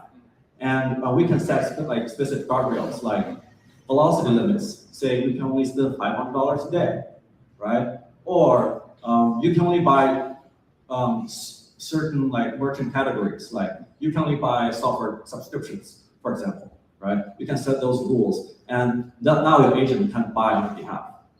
Just a quick follow-up, because we talk heavily about like agents spending our money. What about agents earning for us? Like, does the current financial infrastructure support if like millions or even billions of autonomous entities started generating monies? That's a brilliant question. I think when it comes to agentic economy, I think there's two tracks, right? There's human agent interaction payment, right? And there's agent to agent, right? I think there are already agents earning money for people, right? So basically what happens is, and financial rail for agent to agent payment is stable coins, like USDC, is the ultimate financial rail. And why is that? Is because for agent to pay an agent, you can't wait a T+2 traditional bank settlement. Right. It just doesn't work that way. Right. Right. And machines work in milliseconds, right? And work in microtransactions. And that's only capable or only can be enabled by like, using stablecoins, right? And that's what's happening right now. Right. Okay. Folks, I actually have a list of questions here, but I'm gonna ditch this sheet and I'm gonna open up the space for you to ask the question for the QA, because what matters the most is the people here, and the people there is not us. It's not even the organizer, rip to them, but it's you guys. So raise your hand if you want to ask questions to any of the people here. It's your time. I mean, it's probably I'm probably gonna cap at 5 or 10, but. Anybody want to ask any question? Oh, no one? Sure, go ahead. I mean, you can get in front. Yeah. Hey, that's you. So you guys talked a little bit about governance of AI, agentic workflows, et cetera. What do you think is the most critical area that has to be addressed now for governance and control for agents? I think governance is a big topic, and from my experience using agents, I think we have bigger problems before governance, because it's not like we have millions of agents out there spending a lot of money every day and like screwing up business deals and like messing up your conversation with clients. I think the bigger problem here is how many people are even using agents as an external facing tool to network with people who are actual stakeholders of the company. So I think hallucination, the right way to address hallucination, is definitely still the biggest problem for agents. And the second, I would still say is cost. I still think like the three biggest problem right now is this cost, hallucination, and latency. Latency relative to the other two is actually not such a big issue, because what's happening is people don't really see agent work as like a competitor to like a software. People see agents work as a competitor to humans, and humans don't work that fast anyway. So latency is relatively a small issue compared to the other two, but the other two are like absolute showstoppers. So before we even get to governance, if there's still a lot of hallucination, if agents are costing you thousands of dollars per month, we have an intern who's spending $1,000 a day on our agent, and we have to call a stop to it. If we have that kind of problem, people are not going to adopt agents. So I think governance is a big issue, but only when there's a lot of adoption coming through. And I think we're not there right now. Yeah, that's my perspective. I think that's a brilliant question. I just want to add on to that, which is how Stripe solve that problem or govern the agents. I think two things. One is we use a thing called share payment tokens, or SPTs. So basically, we will never let the agent to know the credit card number, right? What if your agent hallucinates and starts like on a spending spree, right? So what we give is at the SPT, that's like one-time lockdown tokens that your agent can use to make a purchase, right? And that's a pre-approved, right? So that's one thing that we do. The second thing is, I think it's massive. We need massive fraud protection. Okay, and that's where Stripe Radar comes in. Stripe Radar is trained on over $1.9 trillion annually on financial transaction data, right? So we have a very smart model that whenever detects any suspicious activity from the agent, we can block that incident instantly. So what you get is you give the agent the autonomy to buy it on your behalf, but you have the bank-grade security.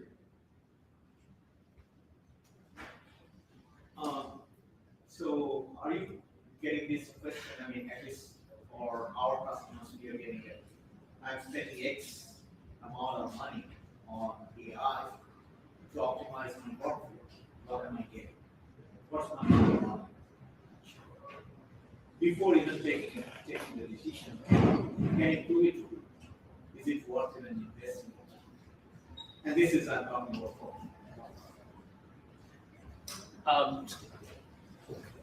Yeah, I think there's an interesting, I guess, in All-In podcast, the guy Charmath, right? He was basically saying, hey, actually, most corporations aren't getting the ROI, right? Like they're burning a bunch of tokens, but aren't actually getting the productivity gains that they're expecting. So I think a few things really need to happen, right? Like one, I think the cost needs to go significantly lower, right? Like we're also seeing this trend of folks using more open source, lower cost options, but from an ROI perspective, it's more cost effective. And I think the other thing that needs to happen, right, is actually needs to be a bit more maturation of like the processes. So I think folks kind of just think, hey, if we do this one experiment, things will just suddenly work out. Well, like most organizations, again, like have like multiple different job functions. Context management is really important. So there's actually like a more holistic approach that folks need to generally take to actually get the desired outcomes from their investments. So yeah, I think both of these need to happen for really what are relatively lower rate of conversion from like pilots and experiments into actually production workloads today. But that said, again, I do think that where things are headed, folks are going to get to be more and more sophisticated, both with their model usage, agentic workflow management, and generally working with companies like Mercor and everyone else who's really interested in helping enterprises accelerate in this space. So just to clarify, like, are you asking about like the AI investment regarding in like the business in-house AI development or like signing the contract with the AI agent firms? If it's regarding the second, some of the examples, like when I made a like due diligence call with some of the clients, I asked like by what condition would you consider to use AI agent to replicate one of the workflows that are currently handled by traditional human agencies? And he was the GTM manager, and he told me if AI agents can run in parallel with my human team and for 3 months, and with 99% of the time AI agents beats the human team, that I would consider that. Well, his bar was very high, but it's very critical. Like they have a heavy budget related on this angle. But I want to kind of share this example is right now for same angles, there are multiple teams competing for same space. And then some of the times they are very niche advances in different like pitches. I would say it's pretty hard to make a judgment call like leading to like the best decision. It's really hard to say, but all of these business, they provide pilot program, they even provide free consultation. Like it's no hurt to try, and you probably will get the aha moments.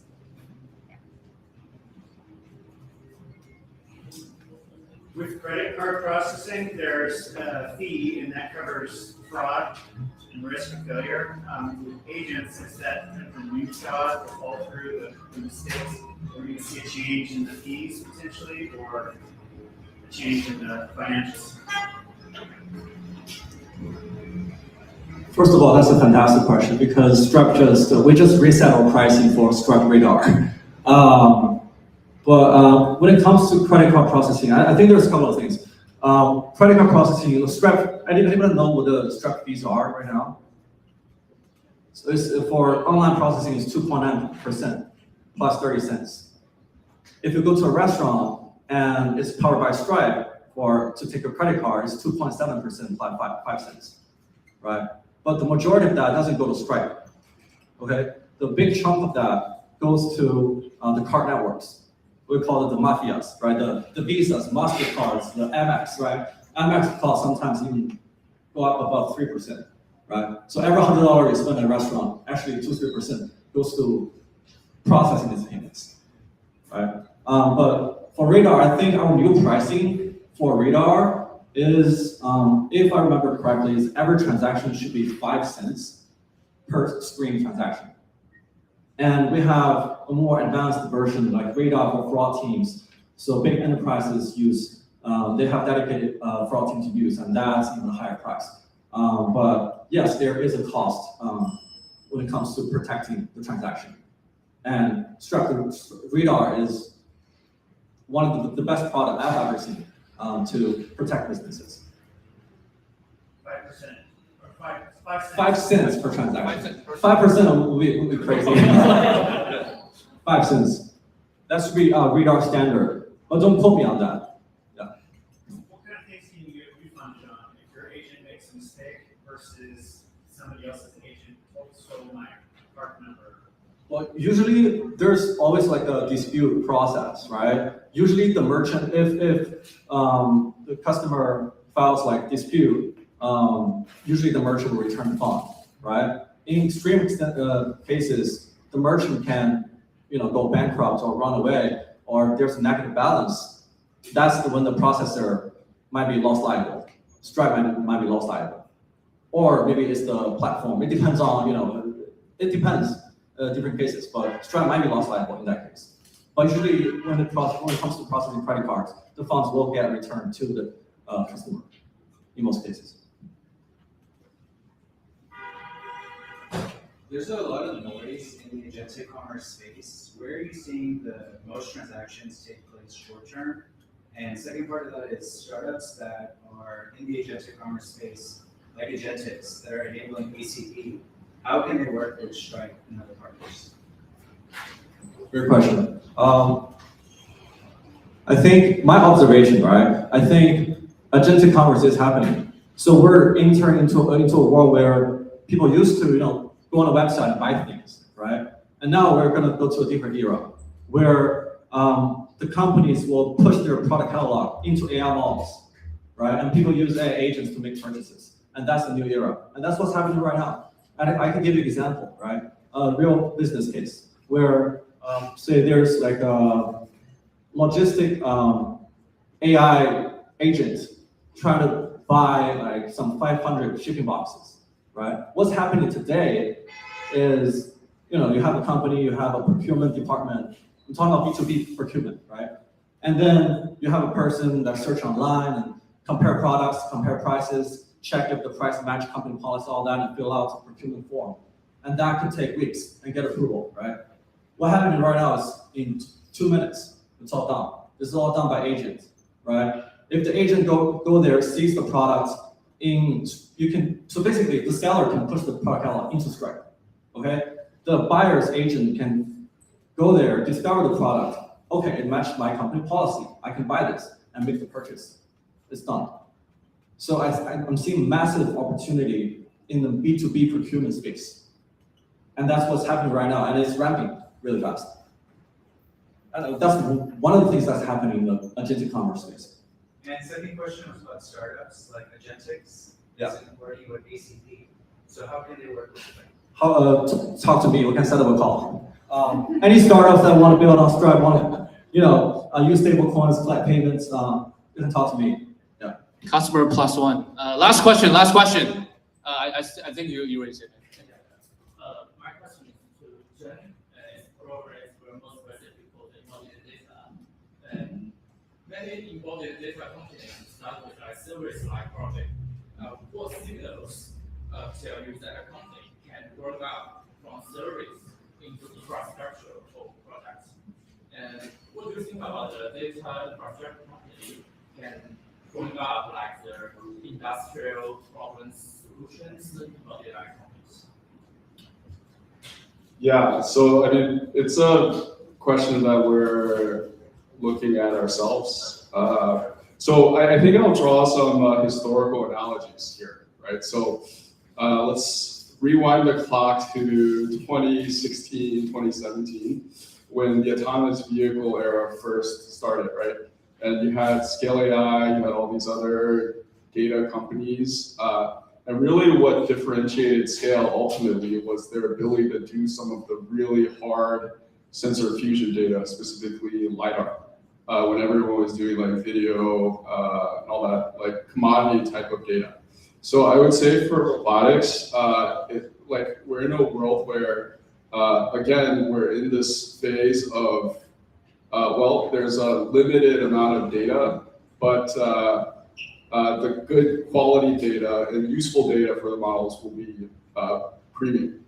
And so I think the overall industry is generally still experimenting, but we're seeing signs of, well, a few things. One is multimodal data, right? So when you compare like autonomous vehicles to robots, whereas like autonomous vehicles is more about perception and avoiding objects, like robotics is actually the job starts with touch and tactile, right? So very interested in some of these new modalities of data that cover both visual, tactile, and maybe even some additional sensor types. So that's one on the computer vision side. And then the second part that's actually really tough is actually marrying that with highly subjective language and semantic data.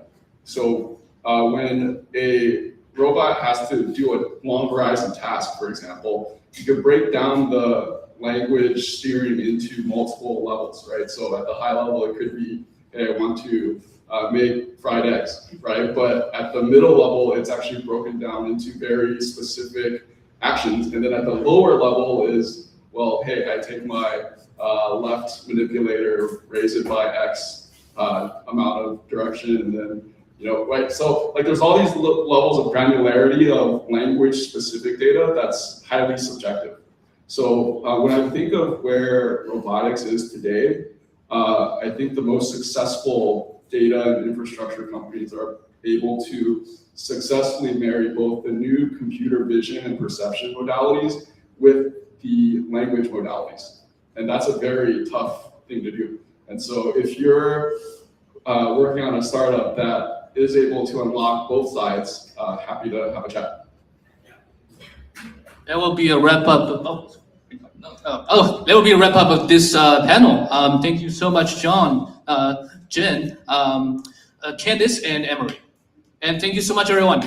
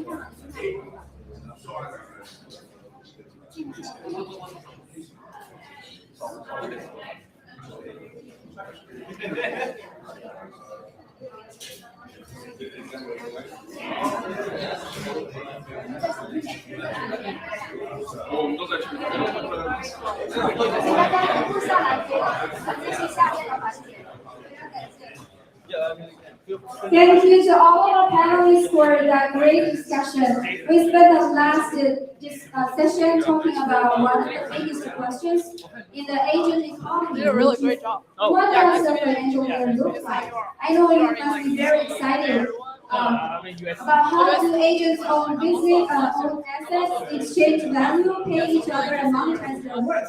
Now we have the answer because our next startup is actually doing exactly in this space.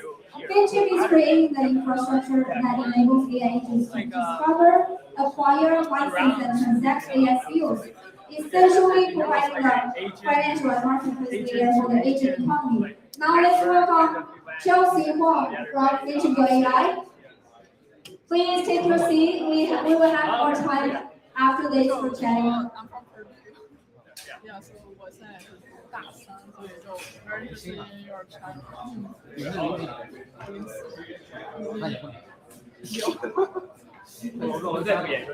，Hello guys. May I get your attention? Yeah.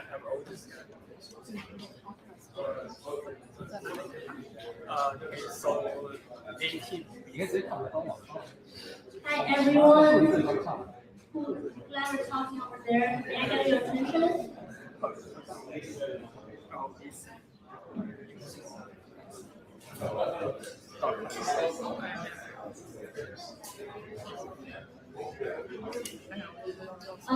Okay.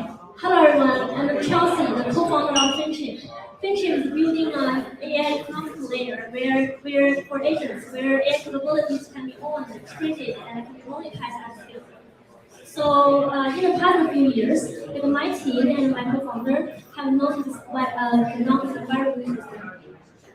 Like there are a lot of extra human expertise and AI capabilities are still locked inside workflows of organizations or companies. So we realized that the missing point was not just another AI models. That's something that can turn those capabilities into reusable and commercially valuable assets. So here we build FinChip. Like we build a provide platform where users can safely discover, use, and monetize the capabilities, skills, and agents, and also can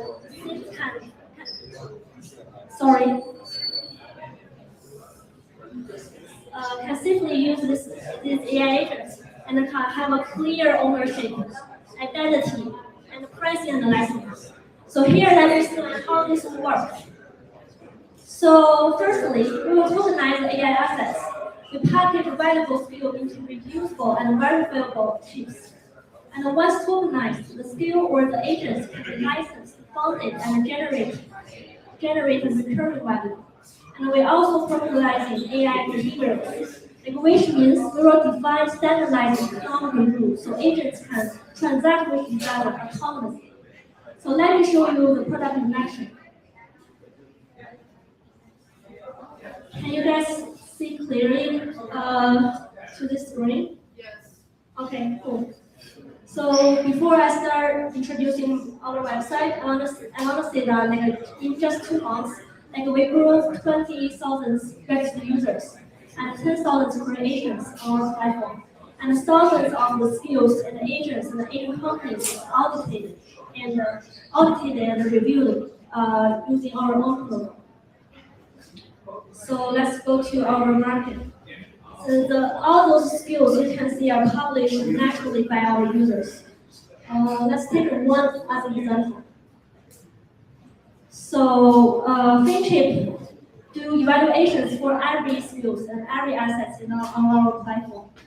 And our protocol automatically evaluates skills across multiple dimensions. First is the safety. And as you can see this one, FinChip evaluates and audit all the skills and give the shout after we audit everything. Audit their agent loop and their runtime and auditing all those potential malwares. And also we have a scenario testing. Take this as an example. We have evaluated their input, output, and boundary, and also their instructions and who is best fit and who will use customer well-being.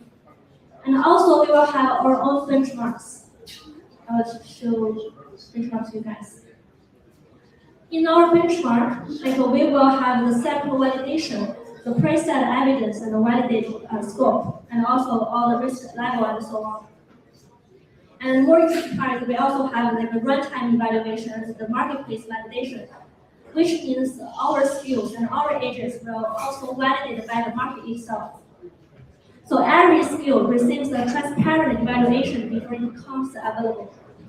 So user can then discover, mint, and acquire or publish skills, studios, which is agent companies, and agents will just build clicks. And here what I show you is how can we acquire and how can we create the skill and with correct pricing. So simply, like we will instead of rebuilding everything from scratch, we simply compose existing capabilities into new AI products. And the funny thing is, we are not just cooperating with talented engineers in Silicon Valley, but also we co-working with those lawyers, with traders, with researchers, or doctors who outside the AI community, but also want to transfer their expertise into something valuable. So in the future, we believe the future won't just be built by one single GAN agent, but it will build by millions of specialized skills collaborating together. So just like apps created by mobile economy, so those valuable skills and capabilities will create the agent economy. So in this process, FinChip is building the infrastructure that makes it happen. Thank you guys for listening. And one more sentence. If anyone interested in our product, you can scan any QR code for reach better. Thank you.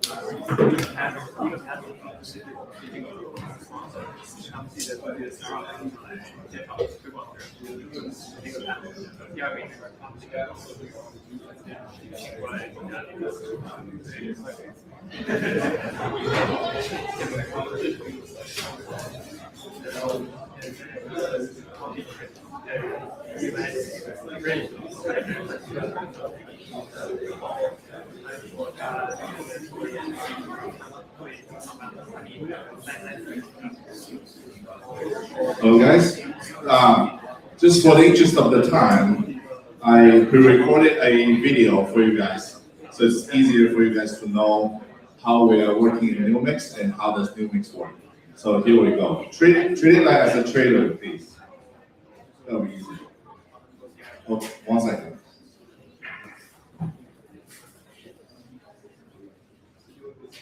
Do we have a speaker? No, not a speaker. It's okay. Oh, there's no speaker.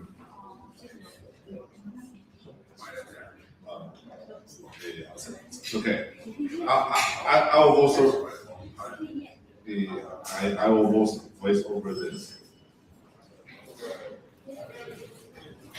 All right. I want to try because I haven't voiced over this. Hi everyone, my name is Adam. I'm the CEO and co-founder of Numix. It's a text-to-credit autopilot with full-stack accounting.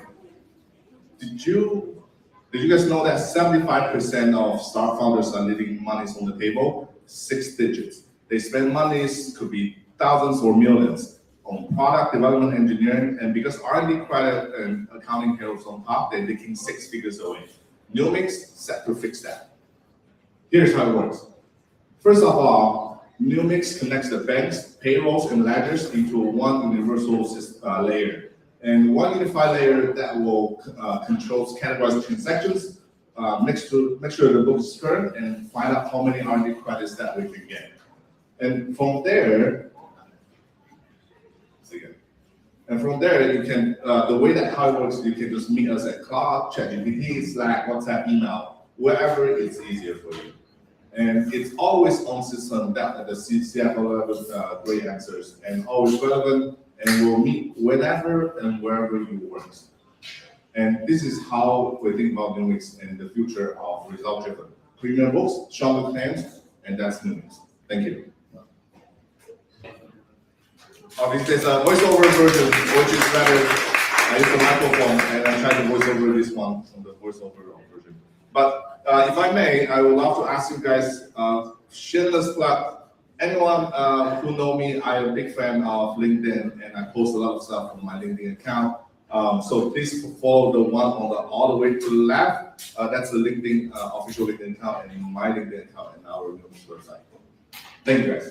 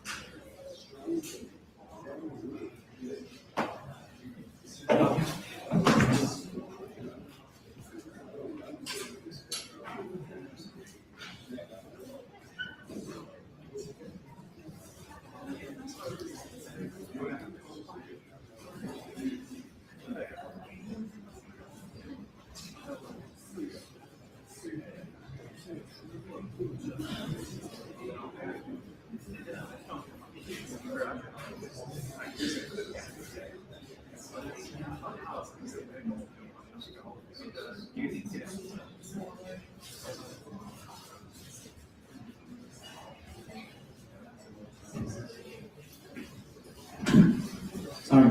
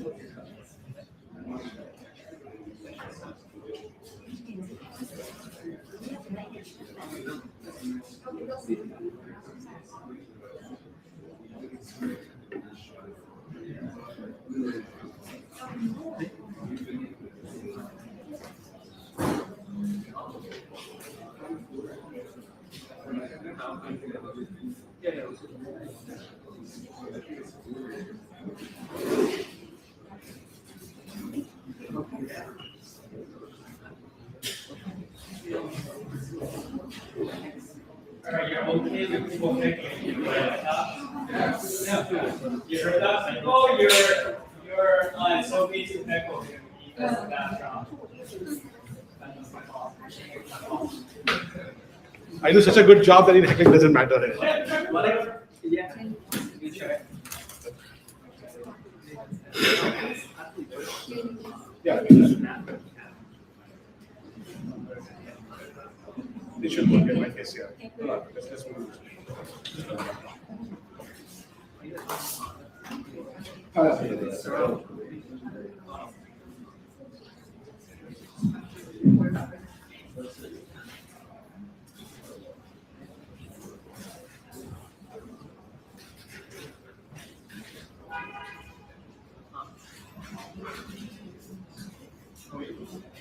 Okay, so I think go to second to issue. The setting right now is to project one.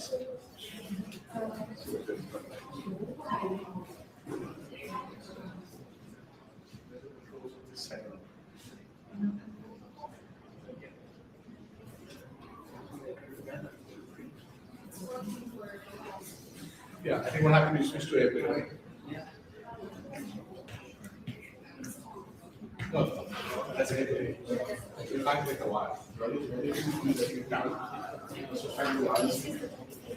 Yeah. So what happens is when you switch to a wireless, that's where it's much smaller.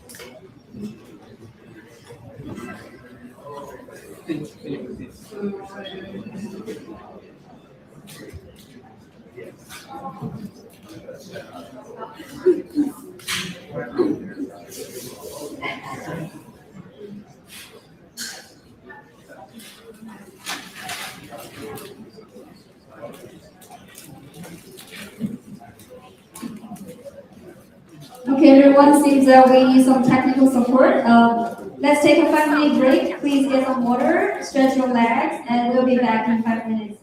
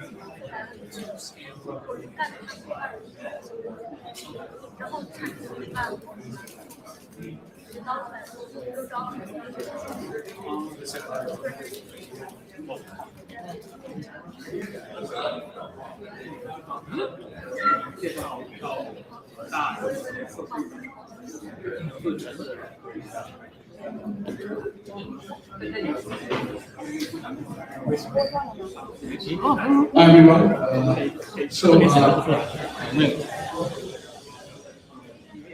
I have a really loud voice. So if people don't listen, I'm just going to keep shouting at the people in the front and deaf. If we shouting. Alright. So I'll start with a 3-minute shameless self-pitch, then I'll actually get into a product demo. So my company, Agentic, we're a 3-year-old company.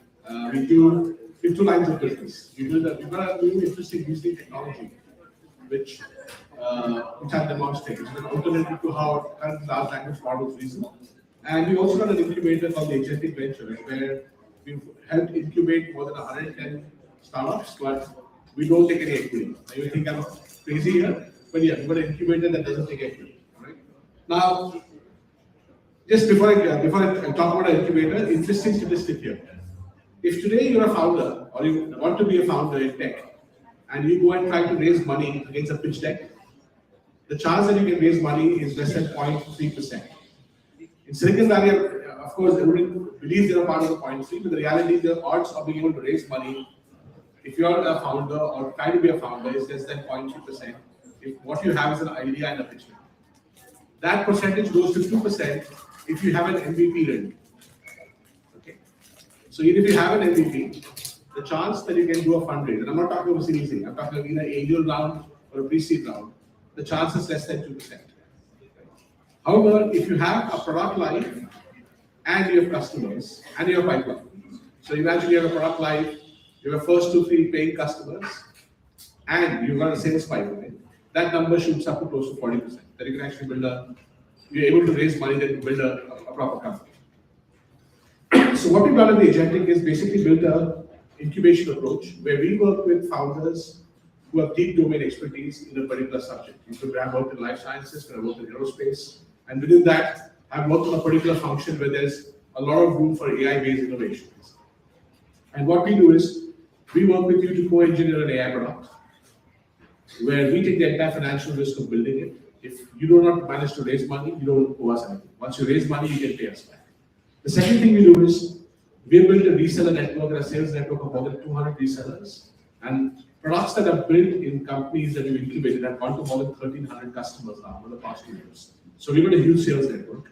So we also help you sell the product. And lastly, we've also built an investor network because, understand, I don't blame investors for those poor numbers, but investors get pitches every day. No investors want to look at pitches for ideas because most cases the idea-based startups don't work.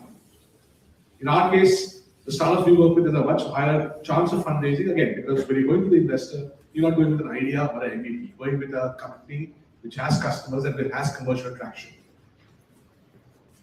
I'll quickly run through a program. So we have this program called Launchpad Gold. In this case, let's say you're a founder who's just getting started. In this case, what we do is we become a tech co-founder until you're able to fundraise. And then, of course, you can get your own tech co-founder or continue with this other tech co-founder. 2, we do a comprehensive go-to-market, and we're the only company that says we guarantee you revenue. Okay, listen to this.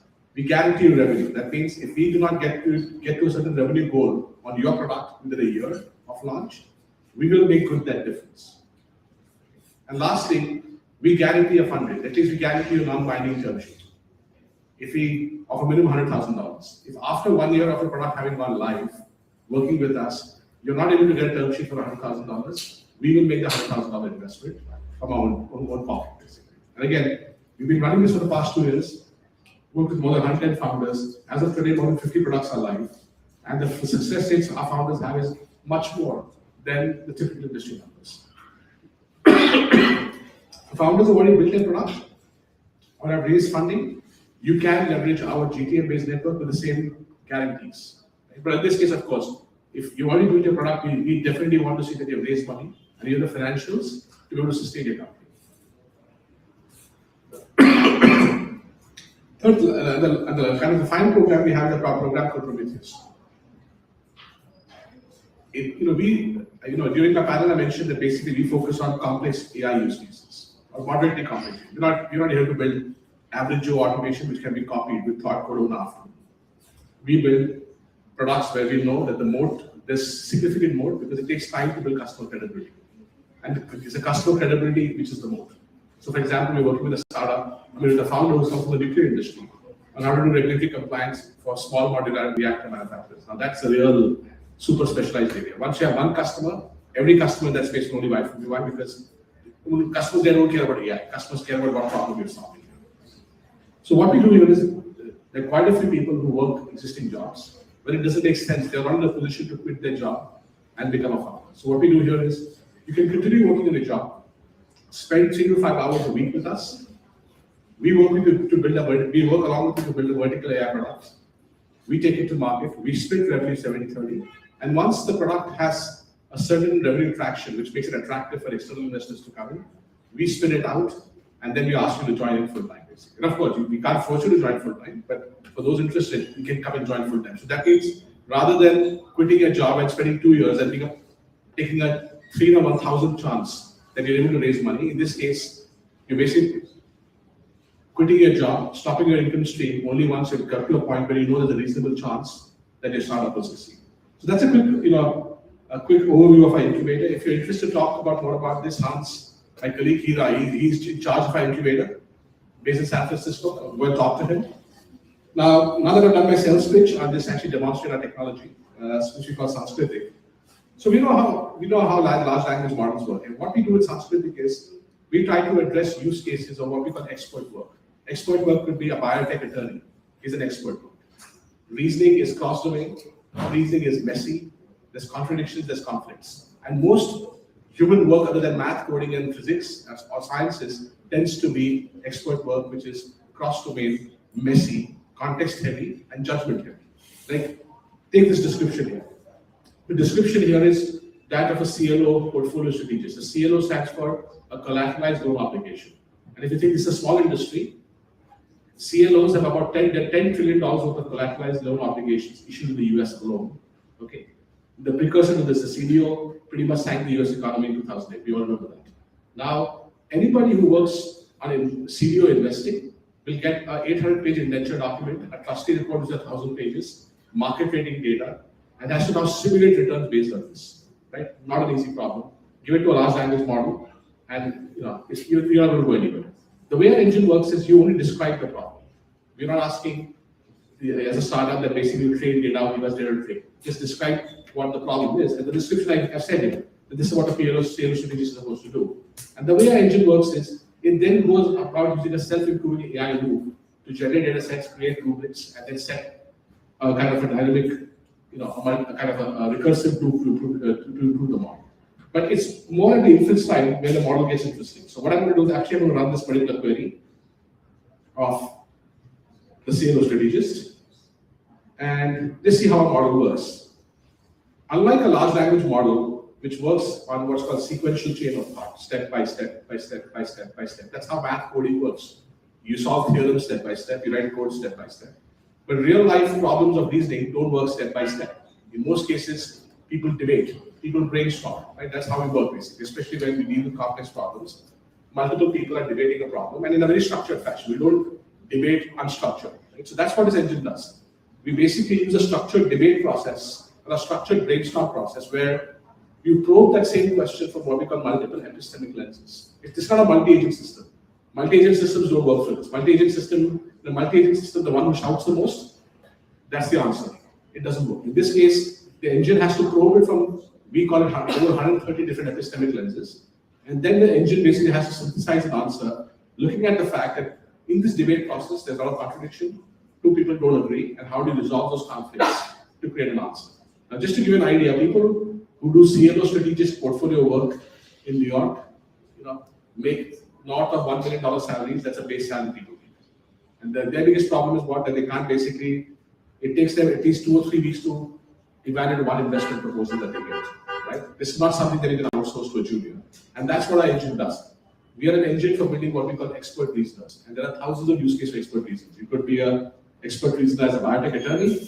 You could be an expert reasoner as a person working on robotic safety. You can be an expert reasoner basically as a person like, being a zoning and a property consultant basically. And in these cases, reasoning is much harder. There's no data. What we do is we make reinforcement learning obsolete. We are essentially a neural network which sits on top of a large language model. And this neural network detaches the reasoning process from the LLM into something that you control on how you reason about this problem. I think I'm up with my time. Yeah, perfect. If you're interested in talking, if you're interested in learning, I'm around. We can discuss the technology. Thank you.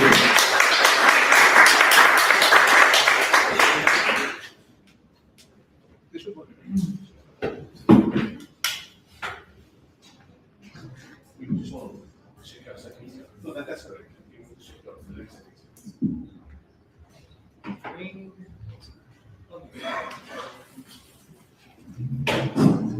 Hi. What?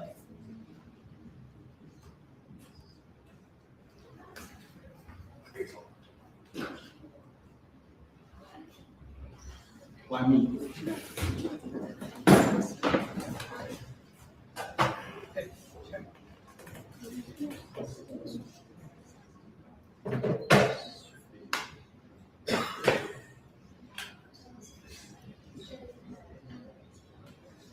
There you go. Okay. Hi, this is Jerry, co-founder and CTO of Metix.ai. We just rebranded. So today I'm going to present you our latest product is an AI recruiter. Nowadays, I think AI recruiting or in the job market is an inevitable change. So some of you may are not going to recruit recently or in the future, but some of you maybe are just actually looking for jobs. But I want to tell you that I'm going to share with you that how exactly the AI recruiting product is working, especially in some companies. Maybe you are applying for applications, you will face a lot of chances that maybe you are filtered out by the AI. But I think this is both sides. The good side is that for recruiters can very quickly to help them to build out those resumes which are not matched the job descriptions. But for the applicants, sometimes it's unfair. But my suggestion is for most of the job applicants that you should decorate your public information, especially your LinkedIn or your public homepage or GitHub or other websites. All your public information will be gathered by the AI. We did that.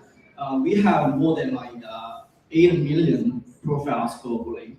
We collect all the public information for someone we can collect and combine them together. The AI will make a judgment, but we did a lot of things to avoid those unfair judgments. So today I'm going to present the first product of our AI recruiter is for the business side. I'm going to share this lab demo. Here you can see you can input your hiring needs here. You can input some text, whatever you want to talk with the agent. Also, you can paste your job descriptions, some profiles or some links, and our agent will pass all the information there and understand your requirement needs. I will use this job as an example.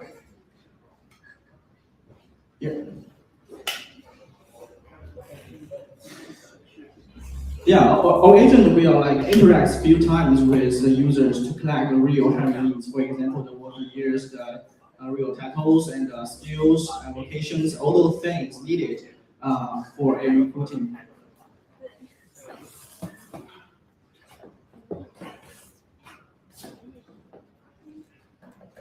Yeah, and then our agent will start to search. At the very beginning, agent will give you 3 examples, profiles. Yeah, you can review it. If this does not match, you can tell the agent why, and if it's good, you can continue. Yeah.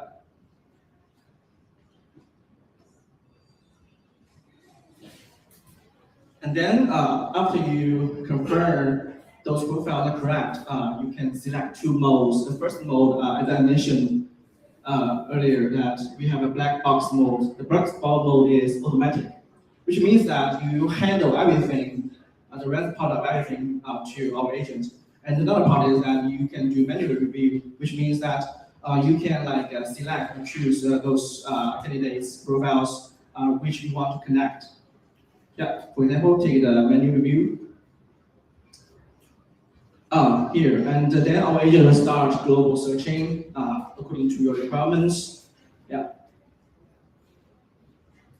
And according to our experience, that every round of recruiting, formal recruiting, we will average at least 300 people, and then we will have about 20% of reply rate and more than 15% of interest rate. Which means you will have maybe at least 20 people will be interested in your application, and we will submit the latest resumes and available time, interview time, so you can choose which one you want to interview.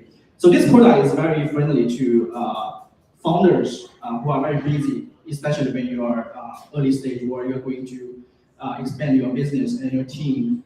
You do not have to have a professional HR or even a headhunter to help you do the recruiting. Our agent can do this part. Okay, this is our first product. We call it Mira. Mira is our AI recruiter. It has been around for about more than 6 months. We have helped thousands of recruiters and founders to build their team globally. And I also want to introduce our side project. It's just a side project.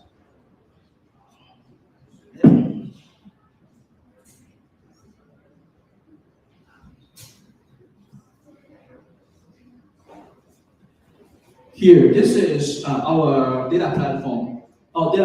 We didn't change the logo. Our original name is OpenJobs.ai, and we bring it to Metix.ai. This is a skills or APIs for some developers or founders who want to local host their agent and use our ability to do the people search and evaluation or outreach, those things. And also want to mention this is very also friendly to some people who want to go to market, because the go to market part you need to find more people's information and contacts, and then you can drop your cold emails to do that.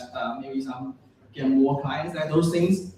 And we provide the skills and services, and also we provide fresh daily jobs. We scrape all the active jobs globally. You can, if you want to find jobs, you can use our APIs, job fast search APIs. This API can allow you to get all the daily activate jobs globally. Yeah, that's us, Metix.ai. Thank you.